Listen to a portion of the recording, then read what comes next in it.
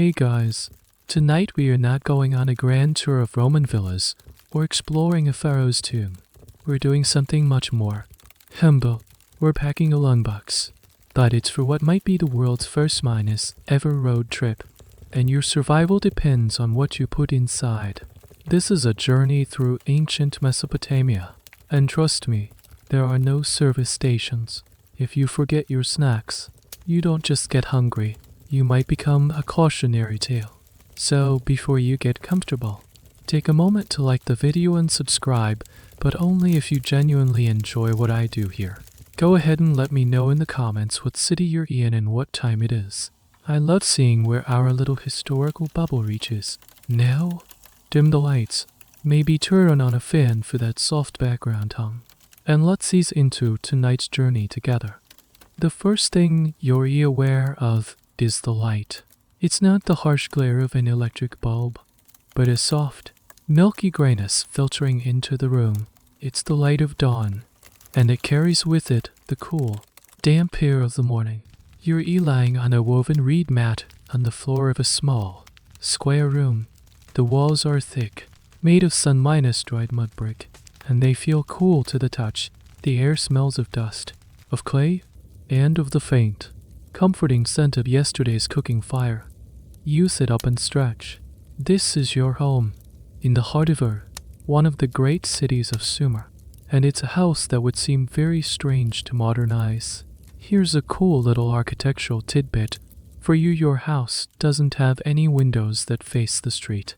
Privacy and keeping out the relentless summer heat and dust were paramount. All the rooms in your 2-story home are built around a central, open-air courtyard. This courtyard is your real living room, where the cooking is done, where your family gathers in the evenings, and where the light you're now seeing is coming from. You are a scribe, A-Tsar, a tablet writer. Your hands, though not calloused like a farmer's or a soldier's, are your life. They are trained, skilled, and members of a very exclusive club. In a world where the vast majority of people are illiterate, your ability to press a reed stylus into wet clay and make marks that speak, that record laws, that tally grain, that tell stories, it's a kind of magic. And today, your magic is required upriver. You have a long journey ahead of you, a multi-week trip by boat and by foot, to deliver a message for a wealthy merchant. This is where we hit our first academic debate. Just how exclusive was your club? For a long time, historians assumed that literacy in Mesopotamia was confined to a tiny elite of professional scribes like yourself. But recent archaeological finds practiced tablets, simple economic records found in private homes have led some scholars to argue that a basic, functional literacy might have been more widespread than we think, especially among merchants and administrators. Was your skill a rare jewel, or were you just the most fluent speaker of a language others could haltingly get by in? The debate is still very much alive in the halls of academia. But for now, all you know is that your skills are valuable enough for someone to pay for your time and your travel. You stand up and get dressed. No complex wardrobe here. You wrap a length of fringed woolen cloth around your waist. A simple Q-like garment called a kaunax. It's practical and lets the air circulate. Your task for the morning is to pack your satchel, not just with your scribe's kit, the lump of wet clay carefully wrapped in a damp cloth, your sharp reed styluses, your personal cylinder seal to sign the finished document, but with the food that will sustain you. This is the most important part. There are no inns or restaurants along the dusty tracks that follow the Euphrates River. There are no friendly farmers waiting to hand you a free meal. Everything you will eat for weeks must be carried on your back. You walk into the courtyard. Your mother is already awake, crouched by the small clay oven, her hands deftly shaping dough. The smell of baking bread begins to fill the air. But this isn't the soft, leavened loaf you might imagine. This is the foundation of your entire journey. It's the first and most important item you will pack. She pulls the finished product from the oven's heat hard, dry, unleavened disk of baked barley flour. It looks unappetizing, like a dense, beige cracker the size of a dinner plate. This is a kalu, a basic barley cake, the ancient equivalent of hardtack. It's durable, it's dense in calories, and it will likely be incredibly boring by the end of week 1. Your mother has baked a large stack of them, fully dried so they won't mold. You take the stack. They are still warm. You find your travel bag, a sturdy satchel made of tanned goat leather. Carefully, you wrap the barley cakes in a rough spun cloth and place them at the bottom. This is the bedrock of your provisions. Everything else you pack will be a supplement to these cakes, a small luxury to break the monotony.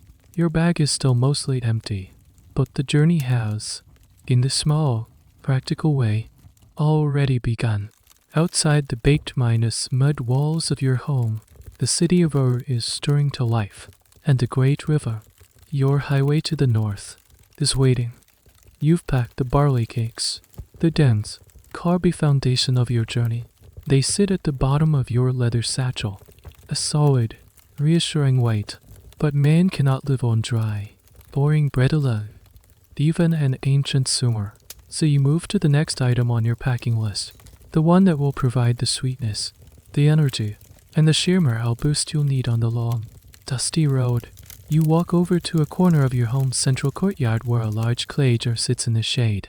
Your mother lifts the lid, and the air is instantly filled with a rich, sugary, almost Hermione-like fragrance.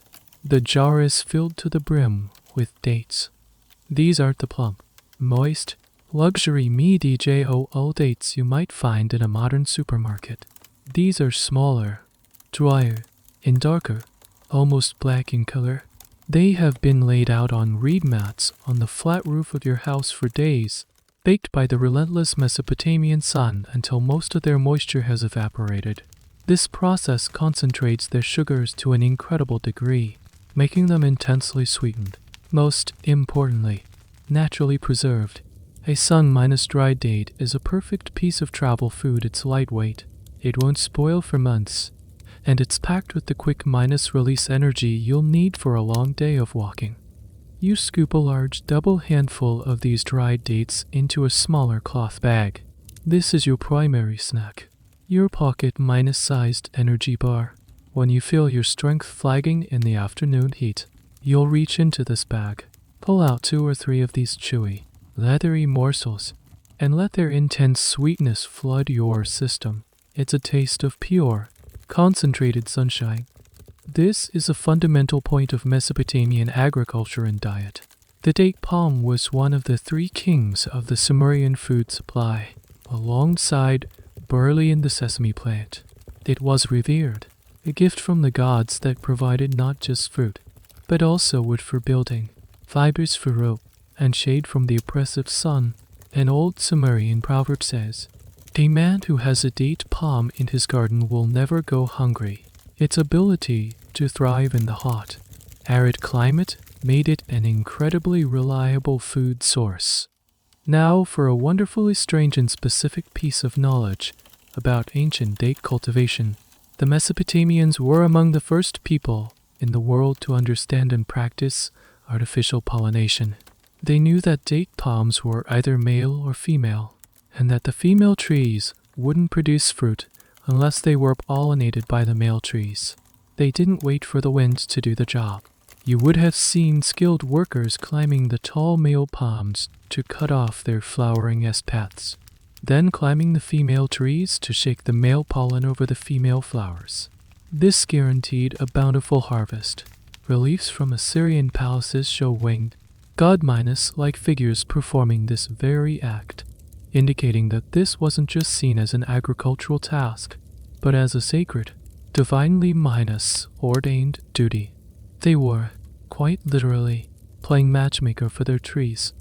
Of course, the role and variety of dates in the ancient diet is something historians and archaeobotanists still explore.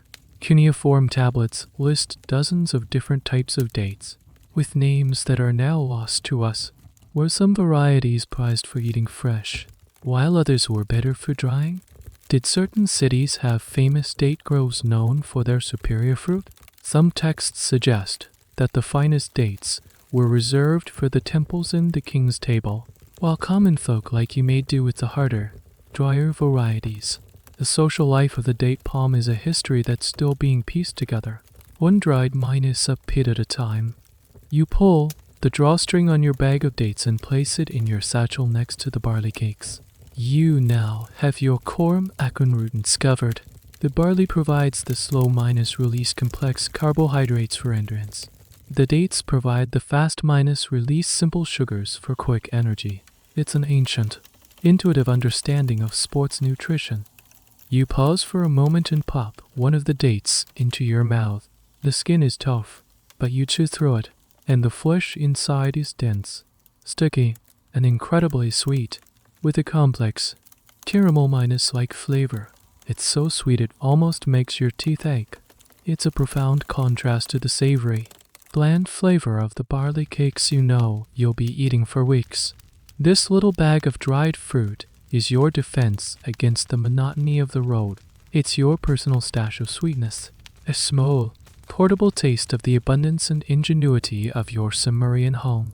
As you tuck it safely into your pack, you feel a little more prepared, a little more confident about the long journey ahead. Your satchel now contains the bland but life-sustaining barley and the sweet, energizing dates. You have carbs and sugar. Now you need protein. And in the river-laced world of Mesopotamia, that often meant one thing. Your mother gestures you towards another part of the courtyard, and as you get closer, that powerful, pungent smell hits your nostrils. It's an intense, salty, fishy aroma that is unmistakable and, to be honest, a little overwhelming. Hanging from a wooden rack is a string of small, stiff, silvery fish, their bodies desiccated and their eyes cloudy. They look like fish jerky, and that's essentially what they are. This is your protein for the road. In a time before refrigeration, preserving meat was a constant challenge. For a long journey, fresh meat was an impossibility.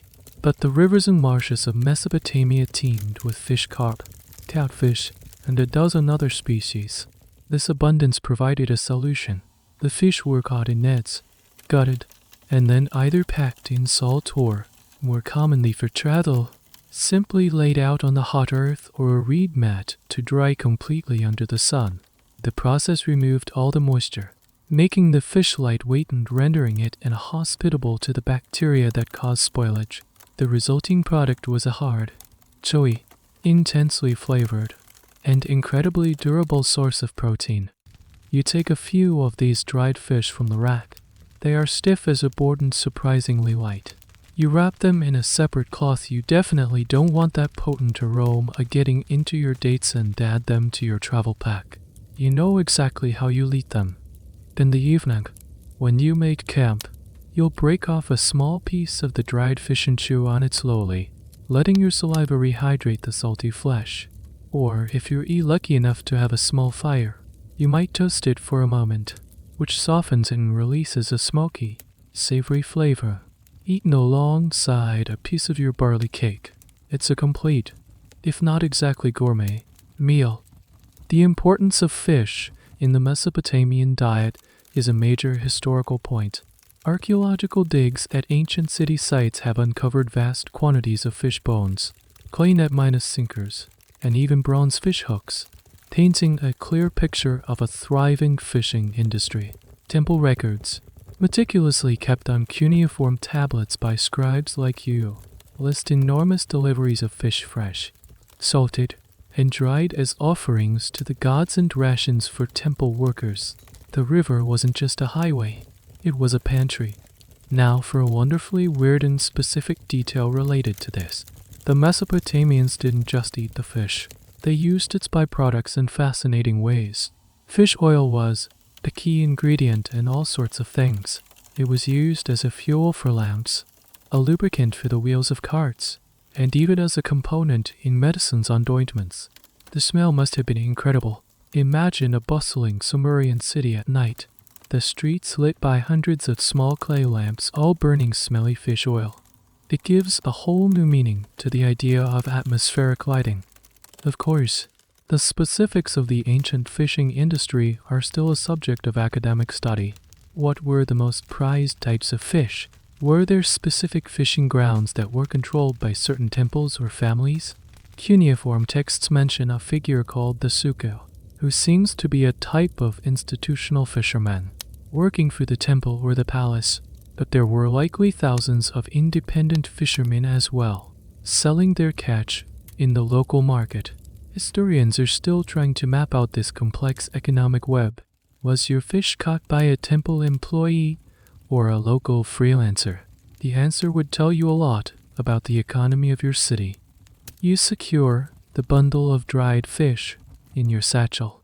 The 3 pillars of your travel diet are now in place: barley for endurance, dates for energy, and fish for protein and salt. It's a perfectly balanced, if highly odorous, survival kit. It's the ancient Mesopotamian equivalent of a power bar, a bag of trail mix, and a beef jerky stack. The smell of the fish clings to your hands, a salty, pungent reminder of the river that is the source of so much of your civilization's life. It's not a pleasant smell, but it's the smell of sustenance, of survival. As you prepare to leave the comfort of your home, that fishy aroma is a strange kind of comfort, a promise that even in the vast, empty plains between the rivers, you will have the strength you need to complete your journey. Your satchel is packed. It feels heavy on your shoulder, a dense, compact bundle of sustenance and responsibility.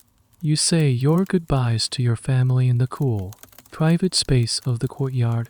Your mother presses one last barley cake into your hand for the first part of the walk. You exchange quiet words of farewell, a mixture of practical advice and fond hopes. Then, you step out of the doorway of your home and into the narrow, winding street. The journey has truly begun. The city of Ur is now fully awake. The streets are a chaotic, vibrant river of humanity. You have to jostle for space with merchants shouting their wares, donkeys laden with goods, and children chasing each other through the alleys. The air is thick with the dust kicked up by 1,000 sandals, the smell of baking bread from a commercial bakery, and the less pleasant aroma of the city's open drainage channels. You navigate the familiar maze of streets, heading towards the city's main gate. As you walk, you clutch the clay tablet your eat asked with delivering. It's wrapped carefully in cloth and tucked securely in your satchel. This is the whole reason for your journey. It contains a message from your employer, a wealthy wool merchant, to his agent in the city of Separ, many weeks' journey to the north. It's likely a message about prices, shipments, and profits. Your job is not just to travel, but to be a living, walking piece of mail. This is the fundamental role of a traveling scribe in Mesopotamia. You are a human data minus transfer system. You finally reach the city gate. It's a monumental structure, a massive gateway set into the city's towering mud minus brick walls. Guards in leather helmets, armed with bronze minus tipped spears, stand watch, observing the flow of people in and out. For a moment, you pause and look back at the city. Dominating the skyline is the Great Ziggurat of Ur, a colossal, 3-tiered temple dedicated to the moon god Nana, the patron deity of your city. It's a man-made mountain of brick, a testament to the power, wealth, and faith of your people. It's the last piece of home you'll see for a long time. You pass through the gate, and the difference is instantaneous and jarring. The noise and claustrophobia of the city vanish, replaced by a vast, open silence. You are standing in the Mesopotamian plain. The world is flat and immense, stretching out to a hazy horizon under a pale, enormous sky. The landscape is a monochrome palette of beige and brown dust, dry earth, and scrubby, desiccated plants. A dusty track, worn into the earth by centuries of travelers, snakes its way north, hugging the green ribbon of vegetation that marks the course of the Euphrates River. This is your road. You walk for a few hours. The sun begins to climb, and the heat intensifies. The initial excitement of the journey gives way to the monotonous rhythm of walking. Dust coats your sandals and the hem of your garment. You are utterly exposed, a tiny, solitary figure in a vast, indifferent landscape. You realize how much the city walls provided not just physical security, but a psychological one. Out here, you are on your own. Around midday, you decide to take your first meal. You find a spot in the sparse shade of a small, thorny acacia bush near the riverbank. You sit down, the dry ground warm beneath you. You open your satchel and take out that first barley cake, the one your mother gave you. This is a great place for a little reality check snack detail. You don't break out the good stuff on day one. The dates, the fish, those are for when things get tough. The first meal is the most basic one. You break off a piece of the barley cake. It's hard and dense. You chew it slowly, grinding the coarse, sandy texture with your teeth. The flavor is bland, nutty, and earthy. It's the taste of pure, unadorned sustenance. It's not enjoyable, but it is filling. It is fuel. The exact menu for a traveler's first meal is, of course, something we can only speculate on, but historians of daily life love to ponder these small details. Would a traveler eat his worst food first to get it over with, or save it for the desperate end of the journey? Most agree that a sensible traveler would ration his luxury items. The variety and flavor of the dates and fish are more valuable later in the journey, when the monotony has truly set in. The first day is fueled by the leftover energy of home and the novelty of the road. As you sit there, chewing your dry bread, a small caravan of donkeys, led by a trader, plods past you on the track. The trader gives you a perfunctory nod. You nod back. You are now part of a small, transient community of travelers, each on their own mission, each with their own bag of snacks, all sharing this same dusty road. You finish your cake and take a long drink from your water skin. The water is already starting to taste a bit leathery and warm, a taste you'll become very familiar with. You look out at the endless plain. The initial fear is being replaced by a sense of quiet resolve. This is your world for the foreseeable future. This flat earth, this big sky, and the contents of your leather bag. You get up, brush the crumbs from your lap, and continue your walk north. The sun climbs higher in the sky, a merciless white orb in a sea of blue. The heat becomes a physical presence, pressing down on you, shimmering off the baked earth. The sparse shade of the acacia bush is a distant memory. Every step kicks up a little puff of fine, pale dust that coats your skin and gets in your throat. Your focus, which had been on the vast landscape, now narrows to a single, vital object, the goatskin bag slung over your shoulder. This isn't just a water bottle. This is your lifeline. It's a full goatskin, expertly cured and stitched to be watertight, with one of the legs serving as a spout, plugged with a wooden stopper. It's a technology that has been perfected over thousands of years, and your life literally depends on its integrity. You feel its weight constantly, the swashing, precious burden, with every sip you take. You are keenly aware of the bag getting lighter, the contents diminishing. The central, unavoidable fact of life in Mesopotamia is the heat, and for a traveler on foot, the greatest danger is not bandits or wild animals, but dehydration. The constant worry about water is the background hum of your entire journey. You ration your sips carefully. You don't drink deeply every time you feel thirsty. You take just enough to wet your dry mouth and throat, trying to make the supply last until you know you can refill it. You walk for what feels like an eternity, your world reduced to the dusty track in front of you and the burning sun above.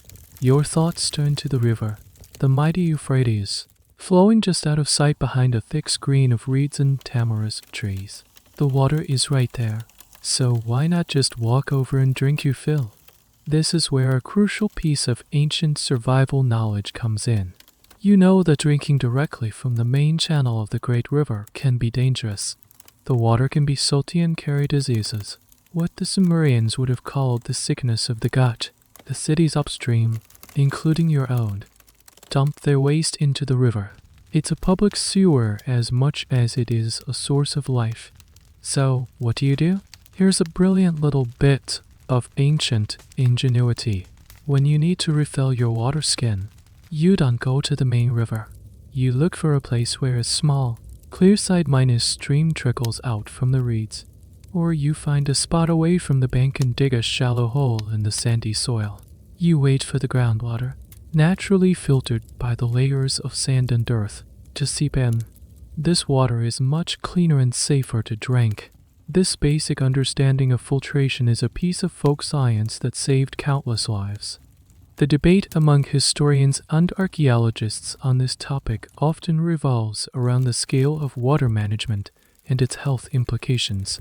We know the Mesopotamians built massive irrigation canals for agriculture, a stunning feat of engineering. But how sophisticated was their understanding of water-borne pathogens and public health? Some cuneiform texts contain what appear to be medical treatises, describing symptoms consistent with diseases like cholera or dysentery and attributing them to different gods or demons. They knew certain water sources were bad, but they understood the reason in a spiritual, not a microbial, framework. The debate is whether their practical solutions, like digging seep wells, were the result of a scientific understanding of filtration, or simply the result of generations of trial and error. People who drank from the big river got sick, and people who drank from the seep wells didn't. Late in the afternoon, you decide you can't wait any longer. Your water skin is frighteningly light. You push your way through the scratchy tamarisk bushes and into the dense, humid reed beds that line the river. The air here is thick and buzzing with insects. You find a spot that looks promising, a few dozen feet from the main current, and you begin to dig with your hands into small, sharp rock. You scoop out the damp, sandy soil until you have a small pit. At first, nothing happens, but then, you see it. A dark patch appears at the bottom of the hole. Slowly, miraculously, clean water begins to well up, filling the depression. You wait for the initial sediment to settle. Then, you unplug your water skin, dip the spout into the small pool, and let it fill. The gurgling sound of the water entering the bag is the most beautiful sound you've ever heard. You take a long, deep drink from the freshly filled skin. The water is cool and clean, tasting of earth and minerals, free of the silt and foulness of the main river. It's a taste of pure life. You feel the strength returning to your limbs, the dryness leaving your throat. You have successfully managed the most critical task of the day. You have found and secured safe water. You shoulder the now heavy, sloshing goatskin, your precious, life-giving burden, and step back out into the unrelenting sun, ready for the next leg of the journey. The sun begins its slow, merciful descent, painting the western sky in fiery shades of orange and pink. The oppressive heat of the day finally starts to break, replaced by a cooling breeze that rustles through the dry grasses. You're tired. Every muscle in your legs and back aches from the day's long walk. It's time to make camp. But your rations for the evening are not going to be another monotonous meal of just barley cake and dried fish. Tonight, you're going to treat yourself to a small luxury, a burst of rich, fatty flavor that you've been looking forward to all day. You reach into your satchel and pull out another small, tightly woven cloth pouch. You untie the drawstring, and inside are thousands of tiny, teardrop-shaped seeds. They are pale, creamy white, and they give off a wonderfully nutty, toasty aroma. These are sesame seeds, roasted to perfection before you left home. Sesame was the third of the three kings of the Sumerian agricultural world, alongside barley and the date palm. Its importance cannot be overstated. While the barley provided carbohydrates and the date palm provided sugar, sesame was the primary source of fat in the Mesopotamian diet. The seeds themselves were eaten, as you're about to do, but more importantly, they were pressed to create sesame oil. This oil was the lifeblood of the kitchen. It was the ancient equivalent of olive oil in the Mediterranean or butter in Northern Europe. It was used for cooking, for flavoring, as a base for perfumes, and for religious offerings. The Sumerian word for sesame Mimimi literally means oil plant, showing just how central this function was. You pour a small mound of the roasted seeds into the palm of your hand. You toss them into your mouth. The flavor is an explosion of nutty, savory richness. The roasting has brought out their deep, earthy notes. As you chew, the tiny seeds crush between your teeth, releasing their precious oil. It coats your tongue, a welcome, fatty contrast to the dry barley and salty fish. It's an incredibly satisfying, flavor-packed experience. A handful of these seeds has the caloric density to give you a real boost of energy and a feeling of satiety that the lean fish and barley can't provide. They are, in a very real sense, the M&Ms of ancient Mesopotamia, a small, portable, high-energy, and delicious treat. Here's a fantastic, slightly nerdy agricultural tidbit about sesame. It's an incredibly resilient plant. It's highly drought-tolerant, able to survive and produce a crop in the blistering Mesopotamian summers where other plants would wither and die. This made it an extremely valuable and reliable crop for farmers. However, it has one major design flaw from a human perspective. When the seed pods mature, they have a tendency to burst open or shatter, scattering the tiny seeds all over the ground and making harvesting a nightmare. The Mesopotamians developed a specific technique to deal with this. They had to harvest the plants just before they were fully mature, while the pods were still closed, and then stack them to dry in a controlled way so they could collect the seeds as the pods opened. It was a race against time and a testament to their careful agricultural observation. The exact economic role of sesame and its oil is a subject that keeps cuneiform specialists busy.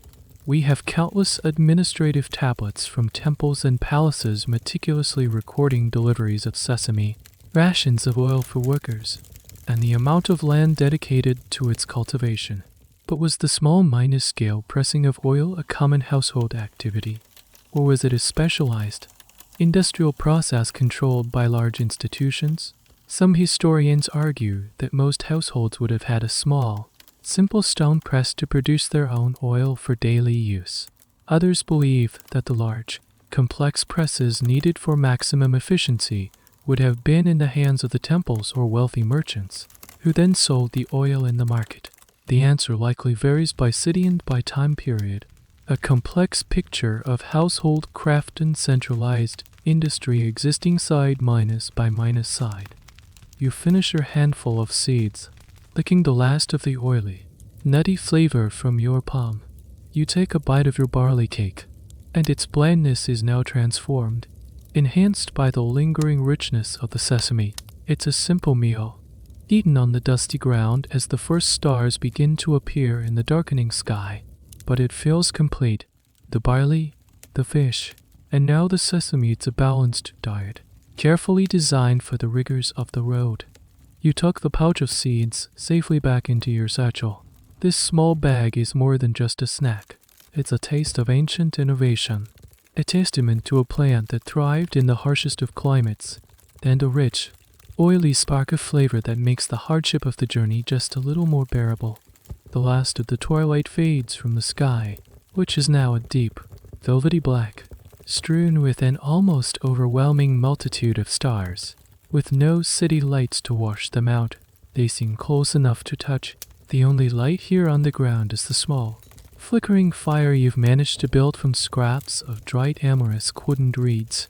It crackles and pops, casting dancing shadows and keeping the deepest dark at bay.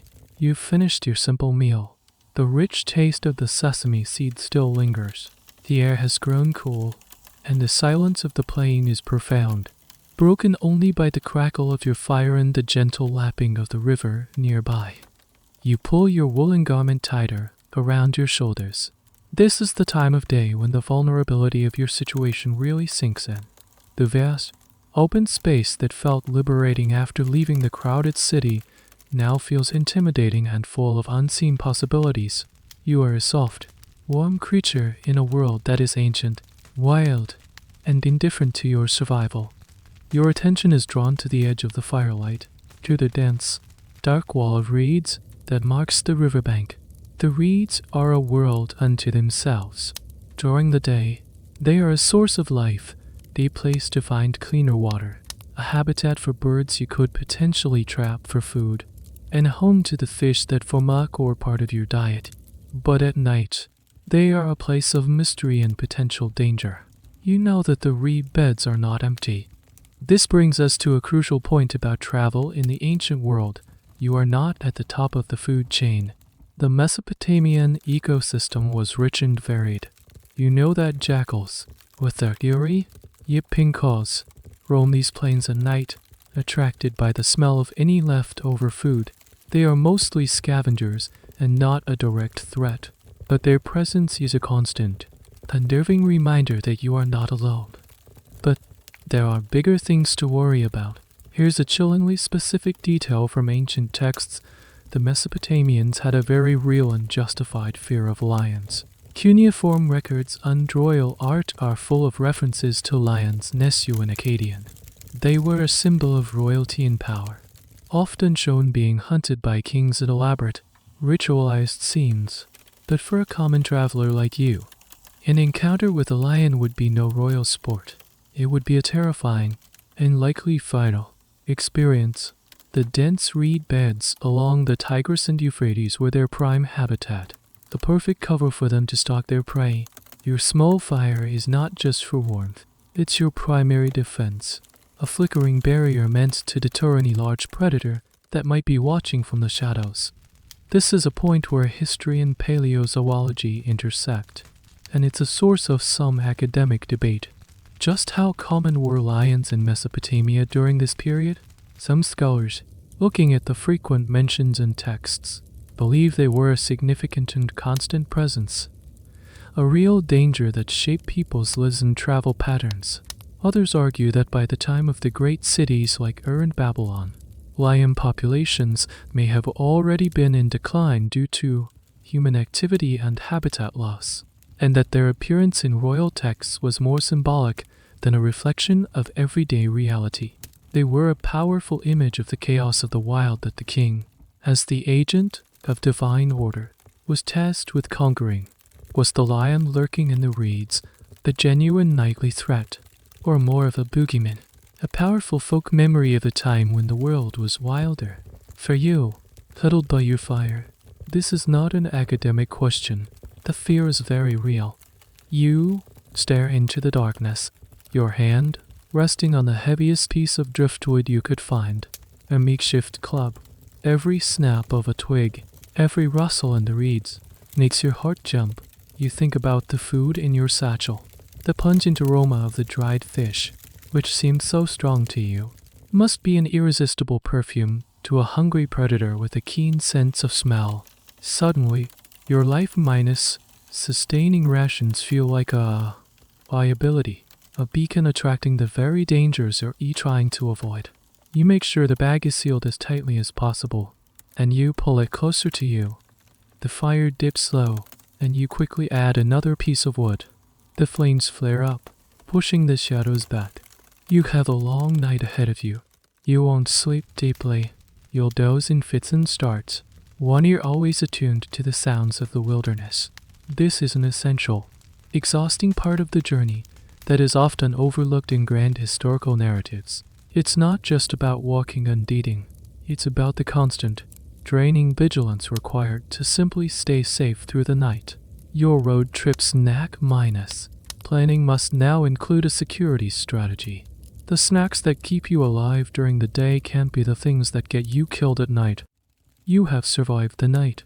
The fears that haunted you in the darkness retreat with the coming of the dawn, which spreads like a thin wash of watercolor across the eastern sky.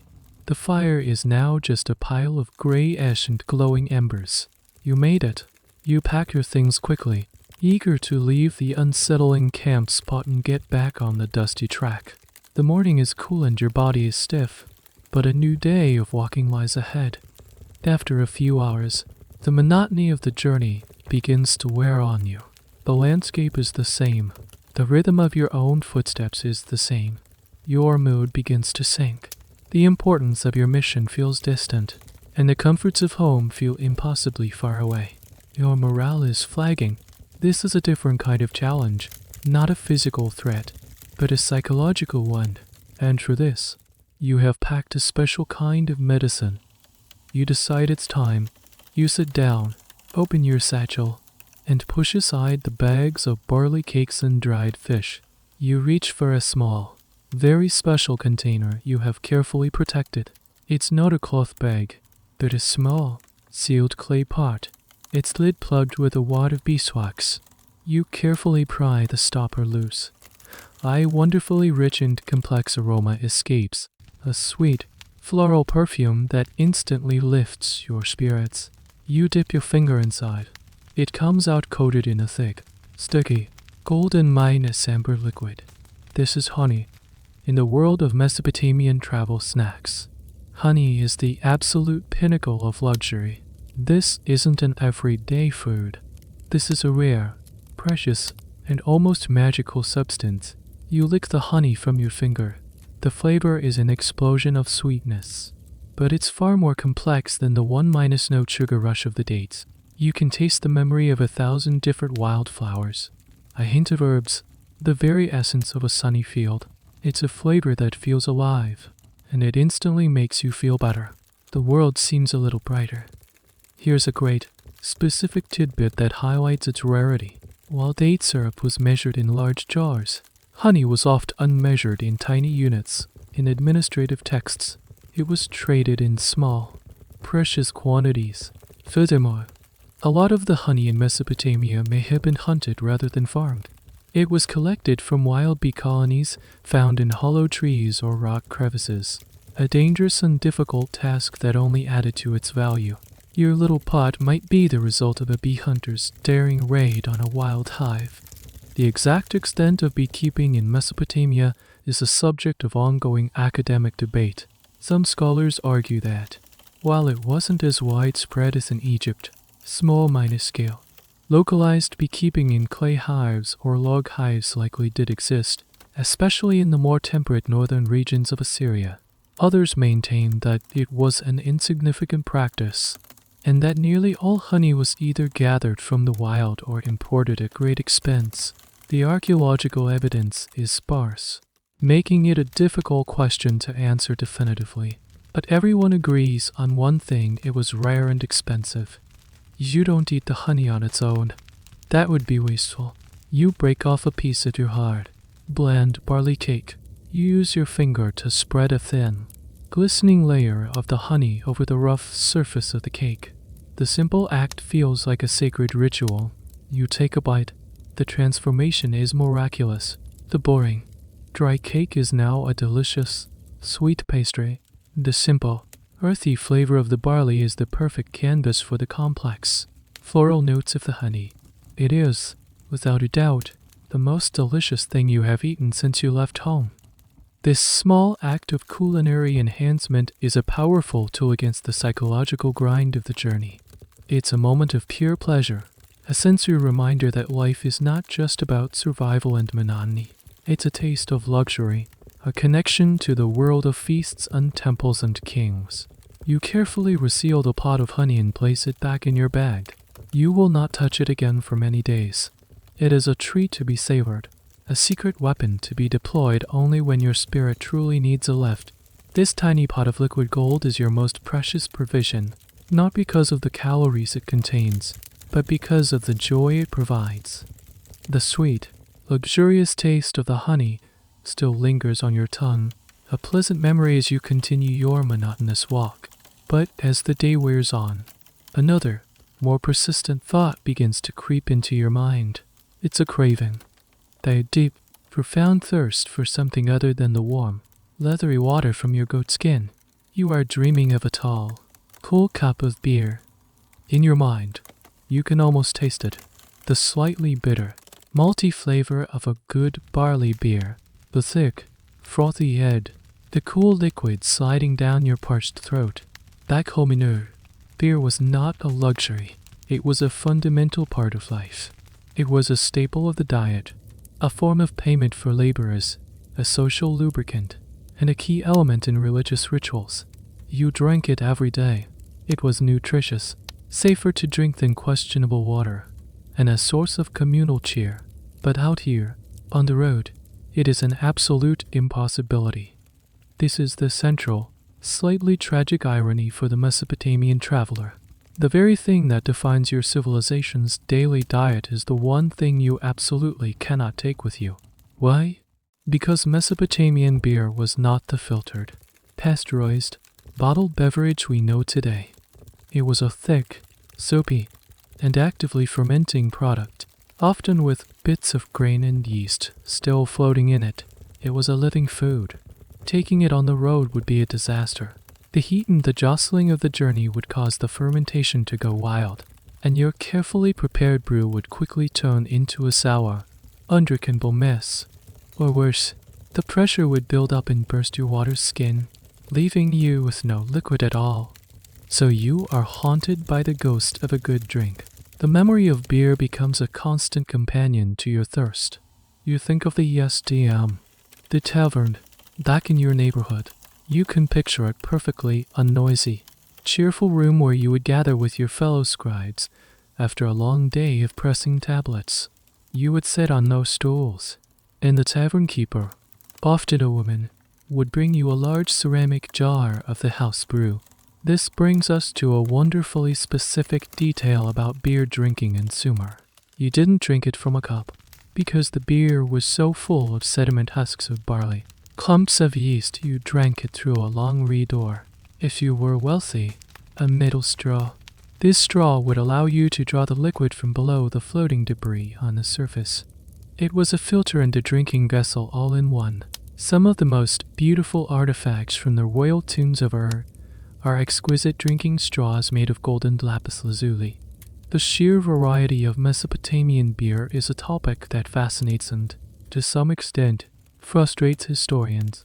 Cuneiform texts list over a dozen different types of beer, with evocative names like the beer that makes the liver happy, the dark beer, and the strong beer.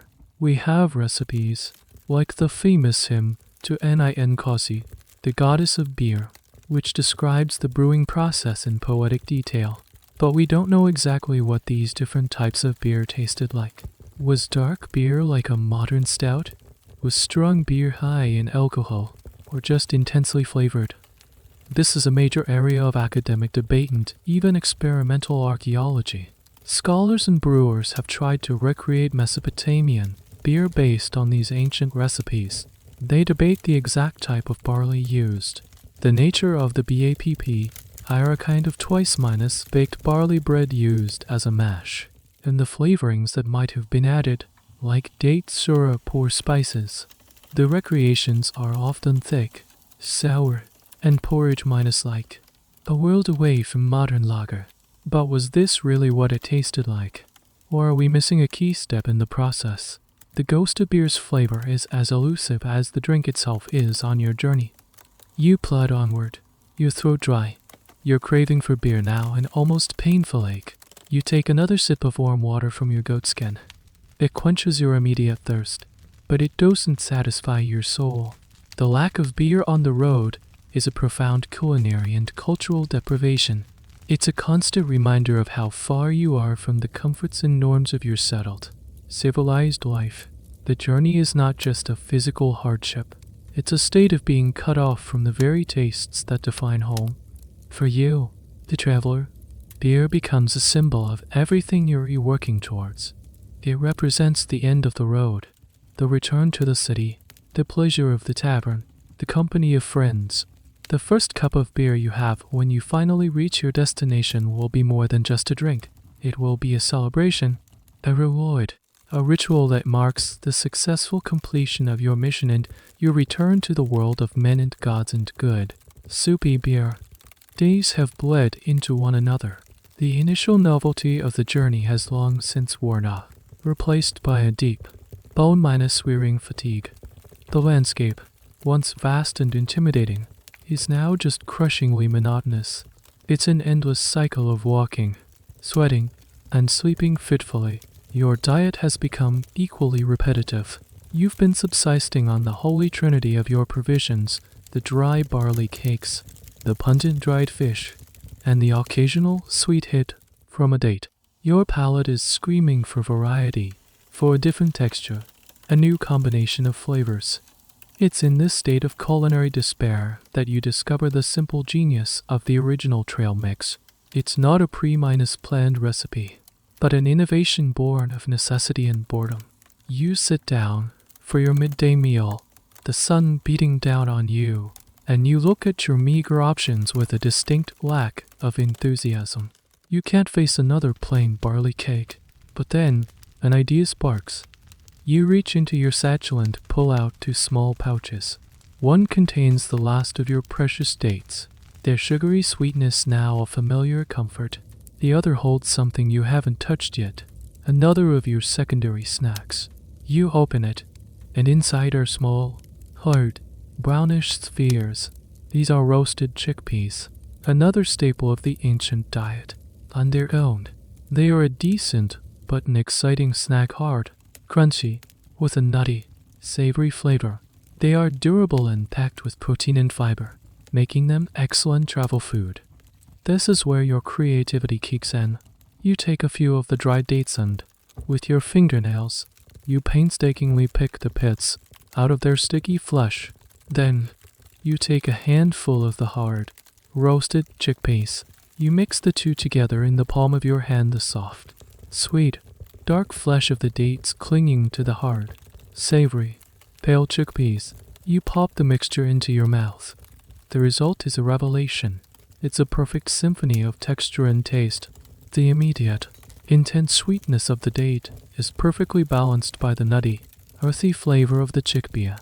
The soft, chewy texture of the fruit is a wonderful contrast to the satisfying, tooth-rattling crunch of the roasted legume. It's sweet, it's savory, it's soft, it's crunchy, all in one mouthful.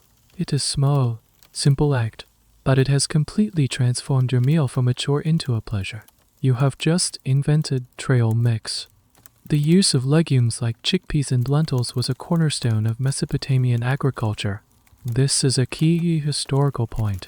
While barley was the king of cereals, these pulses were vital sources of protein, especially for people who couldn't afford meat regularly. They were also fantastic for the soil.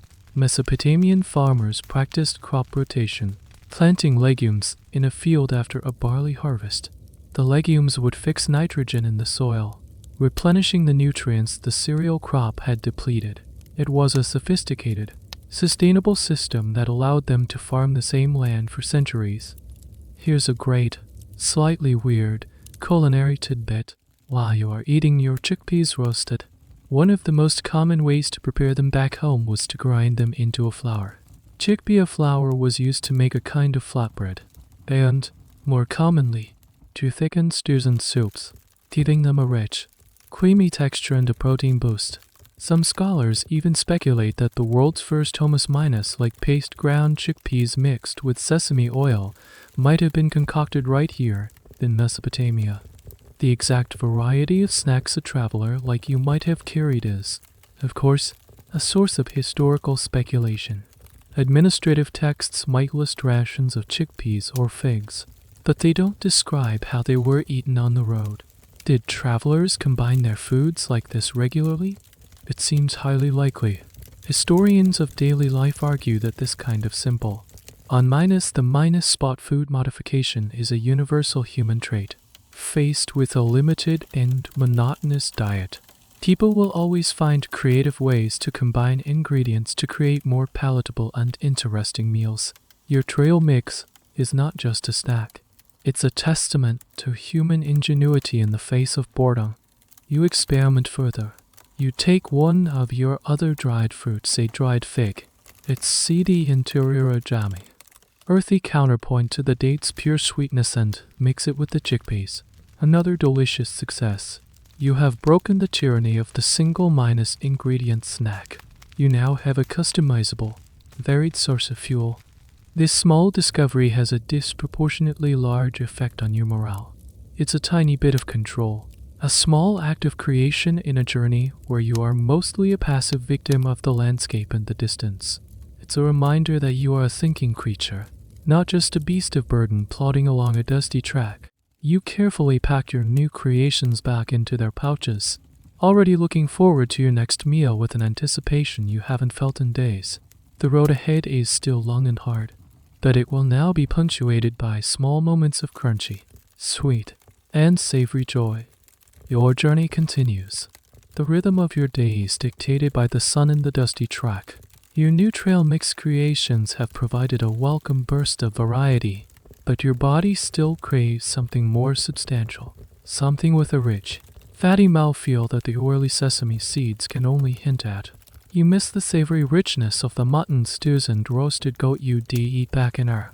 Out here, fresh meat is a fantasy, and the dried fish, while providing protein, is lean and salty. For this specific craving, you have packed one more special provision, carefully wrapped in a dedicated cloth at the bottom of your satchel. You decide that tonight is the night to break it out. After you've made your small, lonely campfire, you reach into your bag and retrieve the bundle.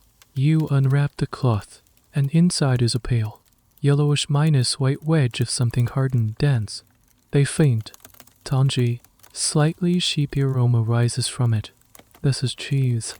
This isn't a soft, creamy cheese. This is a traveler's cheese, a survivor's cheese. It has been made from sheep's or goat's milk, heavily salted, and then pressed and aged for weeks or even months until it is hard, dry, and incredibly durable. It's a concentrated, portable, and long minus lasting form of milk whey to preserve the nutritional value of milk long after it would have spoiled. In a world without refrigeration, cheese was a revolutionary technology. You use your small bronze utility knife to shave off the few thin slivers. The cheese is hard and crumbly. You place a piece in your mouth. The flavor is intense, incredibly salty at first, followed by a sharp, tangy, complex flavor that is unmistakably sheep's milk. It's rich and fatty, coating your tongue and soothing your craving for something savory and substantial. It is absolutely delicious, a profound and welcome shock to your palate. The invention of cheese is a cornerstone of the Neolithic Revolution, and Mesopotamia was one of the places where it all began. This is a major point in food history. Once humans started domesticating animals like sheep and goats, they were faced with a problem: what to do with all the milk. Adult humans in these early populations were often lactose intolerant, meaning they couldn't digest fresh milk easily. But the process of fermentation that turns milk into cheese and yogurt breaks down the lactose, making it digestible. Cheese wasn't just a way to preserve milk. It was a way to make its nutrients available to the entire population. Here's a fantastic, slightly gross, but totally plausible theory for how cheese might have been discovered accidentally. Ancient peoples often used animal stomachs as containers to carry water or milk. The stomach of a young ruminant, like a lamb or a calf, naturally contains an enzyme called rennet, which is the key ingredient for curdling milk. Imagine a raveler pouring milk into a freshly cleaned sheep's stomach bag, slinging it on his donkey, and setting off. After a few hours of sloshing around in the hot sun, he opens the bag to take a drink, and finds that his milk has separated into lumpy, white curds and a watery whey. His first thought was probably, "Oh no, it's spoiled." But if he was brave or desperate enough to taste the curds, he would have found them to be a delicious, new kind of food. He had stumbled upon the basic recipe for cheese. The exact nature and variety of Mesopotamian cheese is, of course, a topic of scholarly discussion. Cuneiform texts list cheese -a in Sumerian as a common commodity and ration, but they don't give us detailed descriptions of what it was like. Was it all hardened aged like your travel cheese? Or did they also have fresh, soft cheeses for immediate consumption in the cities? Some artistic depictions, like the famous dairy frieze from a temple at Al-Subayd, show a complete dairy operation, with men milking cows and processing the milk in large jars. The images suggest they were making butter and what appears to be a form of soft, fresh cheese. So, it's likely that a whole spectrum of cheese existed, and you're carrying the most durable, travel-ready version. You eat your slivers of cheese slowly, savoring every salty, tangy bite. You might crumble a small amount onto your barley cake, creating a primitive version of cheese and crackers. The fat and protein in the cheese give you a long lasting feeling of fullness and satisfaction. It feels like a real meal, a proper feast compared to your usual fare. You carefully wrap the remaining wedge of cheese and place it back in your bag. Like the honey, this is a precious, finite resource, a luxury to be rationed. It's your defense against the lean and monotonous diet of the road. This hard, salty wedge is a piece of ancient science, a testament to a revolutionary technology that transformed human nutrition. For you, tonight, it is simply a profound comfort, a rich and savory taste of civilization in the middle of the wild, empty plain. You have been walking for what feels like an eternity. The names and shapes of the constellations in the night sky have become more familiar to you than the faces of your own family. The journey has ground you down into a state of pure, mechanical motion. But then, one afternoon, you see something on the horizon. At first, it's just a smudge, a dark thickening of the endless beige line where the earth meets the sky. But as you walk closer, the smudge grows, resolving itself into walls, buildings, and the unmistakable silhouette of a ziggurat. It is a city, not your destination, but a vital waypoint on your long journey.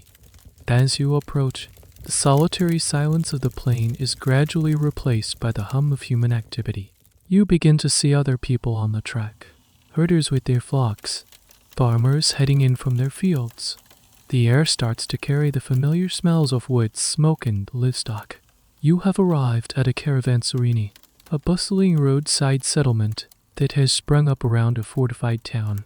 This is the ancient Mesopotamian equivalent of a rest stop or a truck stop. And for a weary traveler like you, it is a vision of paradise. You enter the settlement's outer ring. It's a chaotic, sprawling market. The noise is a welcome relief after the silence of the road. Merchants are shouting, donkeys are braying, and travelers from a dozen different places are haggling over goods. The air is thick with a dizzying array of smells, spices, roasting meat, perfumes, and the overwhelming scent of hundreds of unwashed people and animals crowded together. This is the lifeblood of long-distance travel in the ancient world. A caravanserai was more than just a place to rest. It was a hub of commerce, a center for information exchange, and, most importantly for you, a place to restock and resupply. Your own carefully packed snacks are running dangerously low. Your barley cakes are almost gone, and you're down to your last few dates. You have made it here just in time. Your first stop is a water cellar.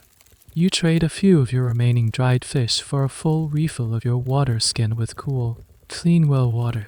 It tastes divine. Then, you head to the food stalls. This is where you can see firsthand the variety of travel snacks available. A baker is selling freshly baked, hard barley cakes, just like the ones you packed. Then you buy a new stack. Another stall is piled high with dried fruits, not just the dates and figs you carried, but also dried apricots and sour plums, luxuries you couldn't afford to pack from the start. You purchased all that smells wonderfully fragrant. The merchant has small sacks filled with different colored powders and seeds. This is where a traveler could add some much needed flavor to their boring road diet. Here's a great, specific detail. You see small pouches of salt, a precious commodity mined in the desert and traded over long distances. You also see ground cumin. It's earthy, pungent aroma promising to liven up any meal. And you see dried, crushed mint and thyme. For a small price, you can buy a tiny pinch of one of these, enough to transform your next few meals. You decide to splurge on a small twist of cloth filled with ground cumin. The thought of a cumin-dusted barley cake for dinner makes you genuinely excited. The existence of these well-established trust stops as a key point in understanding Mesopotamian trade. The great cities were connected by a network of these smaller towns and caravanserais. strategically placed about a day's journey apart. This infrastructure made long-distance trade possible. A merchant didn't have to carry all his provisions for a multi-month journey. He could travel from one waypoint to the next, resupplying as he went. This network was the circulatory system of the ancient economy. Of course, the exact nature of these settlements is a topic of historical debate. Were they organic developments that grew naturally along trade routes? Or were they deliberately planned and fortified by the state or the king to encourage and control trade? The answer is likely a bit of both. Some may have started as simple markets, while others, particularly on dangerous frontiers, were probably state-sponsored and garrisoned with soldiers. Archaeologists look for signs of state control, like standardized building plans or official inscriptions, to try and understand the power dynamics at play in these vital hubs. You find a quiet corner to rest. Observing the vibrant scene, you see a group of Assyrian raiders from the far north, their clothing and dialect different from your own, bartering for a load of fine southern wool. You see a nomadic Amorite tribesman, his face weathered by the sun, trading a tough, hearty desert cheese for a bag of city-grown barley. This caravanserai is a melting pot, a place where different cultures and economies collide and interact. It's the ancient world's internet, a physical network where news, goods, and ideas are exchanged. You have what you need. Your satchel is heavy again, replenished with the basic necessities and a few small luxuries. You feel like a new person. The rest stop has not only refilled your bag, it has refilled your spirit. It has reminded you that you are part of a larger, interconnected world. You are not just a lonely wanderer, but one of many travelers moving along the great arteries of the Mesopotamian plain with renewed energy. You shoulder your pack and prepare to set out once more, leaving the noisy, reassuring chaos of the caravanserai behind. You are once again on the solitary road. The provisions you bought have given you a new lease on life. Your satchel is full, and your spirits are high. That night, as you make your camp, you decide to celebrate your successful resupply by trying out your new acquisition. You build your small fire.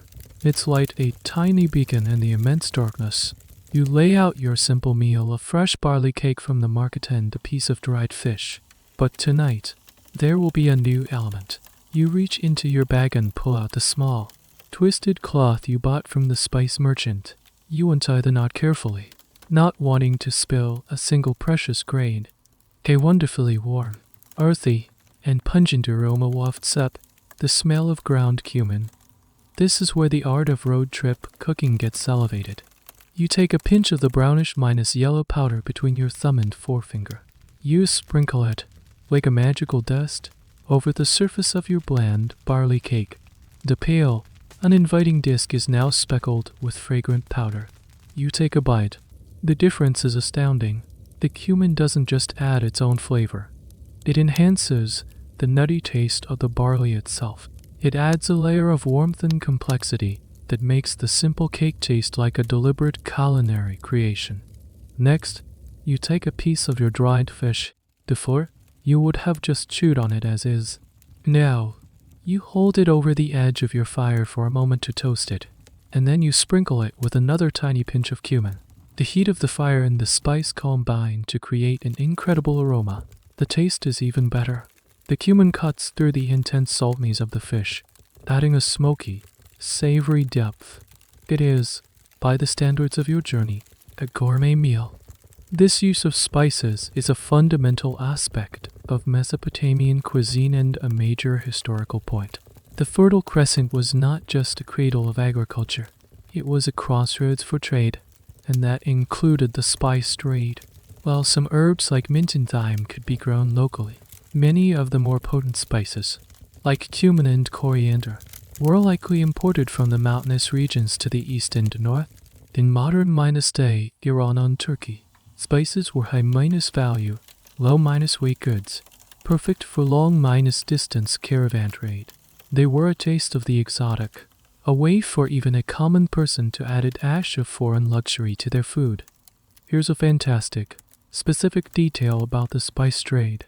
One of the most prized spices in the ancient world, which may have passed through Mesopotamian trade routes, was a plant called silphium. It grew only in a narrow coastal region of modern Libya and had a unique, savory flavor that Roman and Greek writers raved about. It was so popular and valuable that it was eventually harvested into extinction. We don't even know for sure what plant it was anymore. It's a ghost on the ancient spice rack. A cautionary tale of what happens when a popular snack's seasoning becomes too popular. The exact roots and economic scale of the spice trade in the 3rd millennium BCE are a subject of intense academic debate. How much of this trade was controlled by palace and temple institutions, and how much was in the hands of private entrepreneurs? Archaeologists look for evidence like foreign-style pottery or residue analysis in storage jars, while historians scour cuneiform texts for mentions of specific spices in trade agreements or ration lists. Piecing together this ancient spice map is like solving a massive, complex puzzle with most of the pieces missing. You sit by your fire, slowly savoring your cumin-enhanced meal. This tiny pouch of powder has had an effect on your well-being that is far greater than its physical size. It represents flavor, variety, and a connection to the wider world. It's a defense against the psychological weariness of the journey, the crushing monotony of an unchanging diet. You realize that a road trip snack isn't just about calories and nutrition. It's also about psychology. It's about having small moments of pleasure to look forward to, about finding ways to make the unbearable bearable. The simple act of adding a pinch of spice is an assertion of your humanity, your refusal to be reduced to a mere eating machine. It's a small act of defiance against the blandness of the road. You carefully tie the knot on your pouch of cumin, preserving the precious powder for future meals. The taste of your dinner lingers, warm and fragrant. The long, lonely road ahead seems a little less daunting now. You have the power to transform your bland reality into something delicious. You have a little bag of magic dust, the boost in morale from your resupply that caravanserini carries you for many days. The cumin-dusted barley cakes have become a small, daily ritual of pleasure. But the road is long, and even the best packed satchel eventually begins to feel light. You enter a stretch of the journey that takes you further from the main river, through a more desolate and arid landscape. There are no towns or caravanserinias in sight. Your carefully rationed supplies are dwindling at an alarming rate. The specter of hunger, which had been kept at bay, now becomes a very real and present worry. One evening, you make camp and take stock. You have only one barley cake left and a handful of roasted chickpeas. This is not enough to get you to the next known settlement. Panic begins to set in, but then you remember the advice of an old traveler you met at the caravanserini.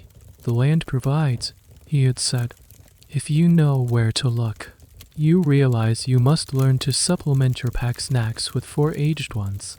Your journey has now entered a new, more desperate phase. You must become a hunter-gatherer. The next morning, you don't just walk.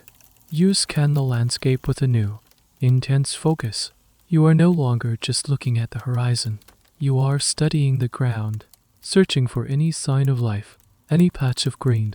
This is where the ancient, agricultural knowledge of your distant ancestors becomes a matter of life and death. You remember seeing the women in your village gathering certain plants. You focus on finding those. Your eyes catch a flash of green at the base of a rocky outcrop. You rush over. It's a small, tough-looking plant with broad leaves. You recognize it. You use your knife to dig into the hard, dry soil around its base. After a few minutes of hard work, you pry it loose. Clinging to the bottom of the stem is a pale, starchy root, similar to a small, tough turnip. You have found a wild, edible root. This is a foundational piece of human survival knowledge, the ability to distinguish between nutritious plants and poisonous ones. You also know that the young, tender leaves of certain thistles, if you carefully remove the spines, can be eaten. You find a patch and Using a cloth to protect your hands, you gather a small bundle of the inner leaves. Your satchel, which had been carrying only your carefully packed provisions, now begins to fill with foraged ones. Here's a great, slightly esoteric detail about foraging. The Mesopotamians had a deep knowledge of the properties of the reeds that grew in such abundance along the rivers. While the stalks were used for building and writing, the young shoots and the starchy rhizomes at the base of the plant were an important source of emergency food. In a pinch, a traveler could wade into the marshes, pull up a reed, and chew on the tender, starchy base. It wouldn't be delicious, but it would be calories. It was the land's pantry of last resort. The exact extent to which settled agricultural peoples like the Mesopotamians relied on foraging is a fascinating area of academic debate. For a long time, historians assumed that once agriculture was established, foraging became a forgotten, primitive practice, but more recent scholarship suggests that foraging never really went away. It remained a vital supplement to the diet, especially for the rural poor and for people on the move. Like you, it was a crucial buffer against famine when crops failed, and a source of vitamins and minerals not always present in a grain-heavy diet. The line between farmer and forager was likely much blurrier than we used to think. That evening, you make your camp with a new sense of hope. You build your fire and prepare your scavenged feast. You peel the tough outer skin from the root you dug up and roast it in the hot embers of your fire. You wilt the thistle leaves over the flames. You eat your last barley cake alongside your 4 aged greens and roasted root. The root is starchy and slightly bitter, and the greens are smoky and a little tough, but it is the most satisfying meal you have had in weeks. You have not just eaten, you have provided for yourself. You have collaborated with the land in one. This experience changes you. You are no longer just a city scribe, a specialist dependent on the system to feed you. You have tapped into a deeper, more ancient kind of knowledge. You have learned that survival is not just about what you can carry in your bag, but what you can find with your eyes and your wits. The next day, you walk with a new confidence. The landscape no longer seems empty and threatening. It now appears as a complex map of possibilities, a larder waiting to be unlocked. You are still hungry, and the journey is still dangerous. But you have learned the most important lesson of the road when the snacks you've packed run out. You must learn to find the snacks the world has packed for you. You've survived for several days on your wits and your newfound foraging skills. The wild roots and thistle leaves have kept you from starvation, but it's a meager existence. You are tired, hungry, and your progress has slowed. But then, one afternoon, your luck changes. You crest a small rise and see a welcome sight below a small, dusty encampment, clearly a temporary settlement. It's a merchant caravan, resting for a few days to pasture their donkeys and wait for another group to join them for a safer journey through a notoriously dangerous stretch of road. You approach the camp cautiously. This is a private enterprise, and you have little to offer. The caravan is led by a wealthy Midas-looking merchant, a man with a fine woolen robe, a neatly trimmed beard, and an air of confident authority. He is sitting with his senior man on a fine woven rug in the shade of a large tent, a clear island of luxury in the sea of dust. He sees you, alone, bedraggled traveler, and beckons you over. He asks you who you are and where you are going. You explain that you are a scribe from Ur, carrying a tablet to Sippar. The merchant's eyes light up. Literacy is a valuable skill. He might have need of a scribe to tally some goods or write a quick message. He sees you as a potential asset, not just a beggar. He invites you to share his midday meal. For you, this is like winning the lottery. You sit down on the edge of his fine rug, trying not to get it too dusty. A servant brings out food, and it is a world away from your 4 aged roots. There is freshly baked bread, not hard barley cakes, but is softer, more refined wheat bread. There is a pot of savory lentil stew, rich with sesame oil, and for a snack, the merchant dips his hand into a beautifully carved, wooden boland offers you a handful of its contents. You look down at your hand. You are holding a small pile of pale, greenish nuts and smooth, beige shells, split open at one end. They are pistachios. For you, this is a taste of almost unimaginable luxury. You had heard of these nuts, but had probably never tasted them before. You use your teeth to crack open a shell and extract the small, greenish minus purple nut meat. You pop it in your mouth. The flavor is incredibly rich, buttery, slightly sweet, and intensely flavorful. It's a concentration of taste and fatty richness that makes even your prized sesame seeds seem humble. This is a key point about the social life of food in Mesopotamia. While barley, dates, and sesame were the staples for everyone, certain foods were powerful status symbols. Nuts like pistachios and almonds were not native to the river plains of Sumer and Akkad. They grew in the mountainous regions to the north and east. They had to be harvested, processed, and then transported over long distances by caravan. Just like this one. This made them an expensive, high-maintenance status luxury good. For this merchant to be casually snacking on pistachios is a deliberate and very public display of his wealth and success. It's the ancient equivalent of him pulling up in a fancy car. Here's a great, specific detail about pistachios. The name itself is believed to have ancient roots in the region, coming from the Persian peste, and for a long time, their cultivation was jealously guarded. The famous Hanging Gardens of Babylon, one of the 7 wonders of the ancient world, were said by later writers to have contained pistachio trees, a gift from a king to his queen who missed the mountains of her homeland. The exact trade routes and the extent to which these luxury nuts penetrated Mesopotamian society is a subject of ongoing research for archaeobotanists and historians. They analyze ancient pollen samples and chart nut fragments found in archaeological digs to map where these nuts were being consumed. Were they only found in the palaces of kings and the homes of the super-rich? Or did a successful merchant like this one have regular access to them? Was there a knock-off version, a less desirable but more affordable local nut that tried to imitate the real thing? These questions help us understand the subtle gradations of wealth and status in ancient society. The merchant, pleased with his display of largesse and seeing your potential usefulness, makes you an offer. You can travel with his caravan for the next leg of the journey. In exchange for the safety of his guards and a share of his food, you will be his scribe on retainer, ready to write any letters or tally any accounts he might need. You accept immediately and gratefully. You finish your handful of pistachios, savoring every last crumb. The taste is not just delicious. It's the taste of security, of a full belly, of a temporary reprieve from the constant, gnawing anxiety of the solitary traveler. You have traded your skill for safety and sustenance. As you rise to join the caravan's preparations, you feel a profound sense of relief.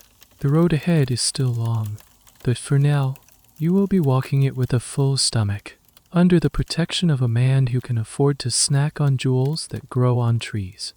You have been traveling with the merchant's caravan for over a week. Life has become immeasurably easier. You have a share of the communal food. You sleep within the relative safety of the large encampment, and the crushing loneliness of the road has been replaced by the quiet companionship of the other travelers. One afternoon, as the caravan is making its slow, steady progress, you see a dust cloud on the horizon ahead. It's not the small, lazy puff of a single traveler, but a large, disciplined cloud, moving with purpose. The caravan leader, the wealthy merchant, signals for a halt. The guards spread out, their hands on the bronze daggers. There is a tension in the air. The approaching party could be bandits, but as the dust cloud gets closer, the tension eases, replaced by a different kind of wariness. The figures that emerge are not a ragged band of thieves, but a disciplined, intimidating patrol of soldiers. Their conical bronze helmets and the gleam of their spear points identify them immediately. They are Assyrian soldiers. You are now in the northern reaches of Mesopotamia, a land under the influence, if not direct control, of the powerful and famously militaristic Assyrian Empire. These soldiers are the projection of that power, the enforcers of the king's peace. They are marching in perfect formation, their hardened faces showing no emotion. They are the epitome of military discipline. They stop to question your caravan leader, demanding to know his business and his destination, asserting their authority over this stretch of the road.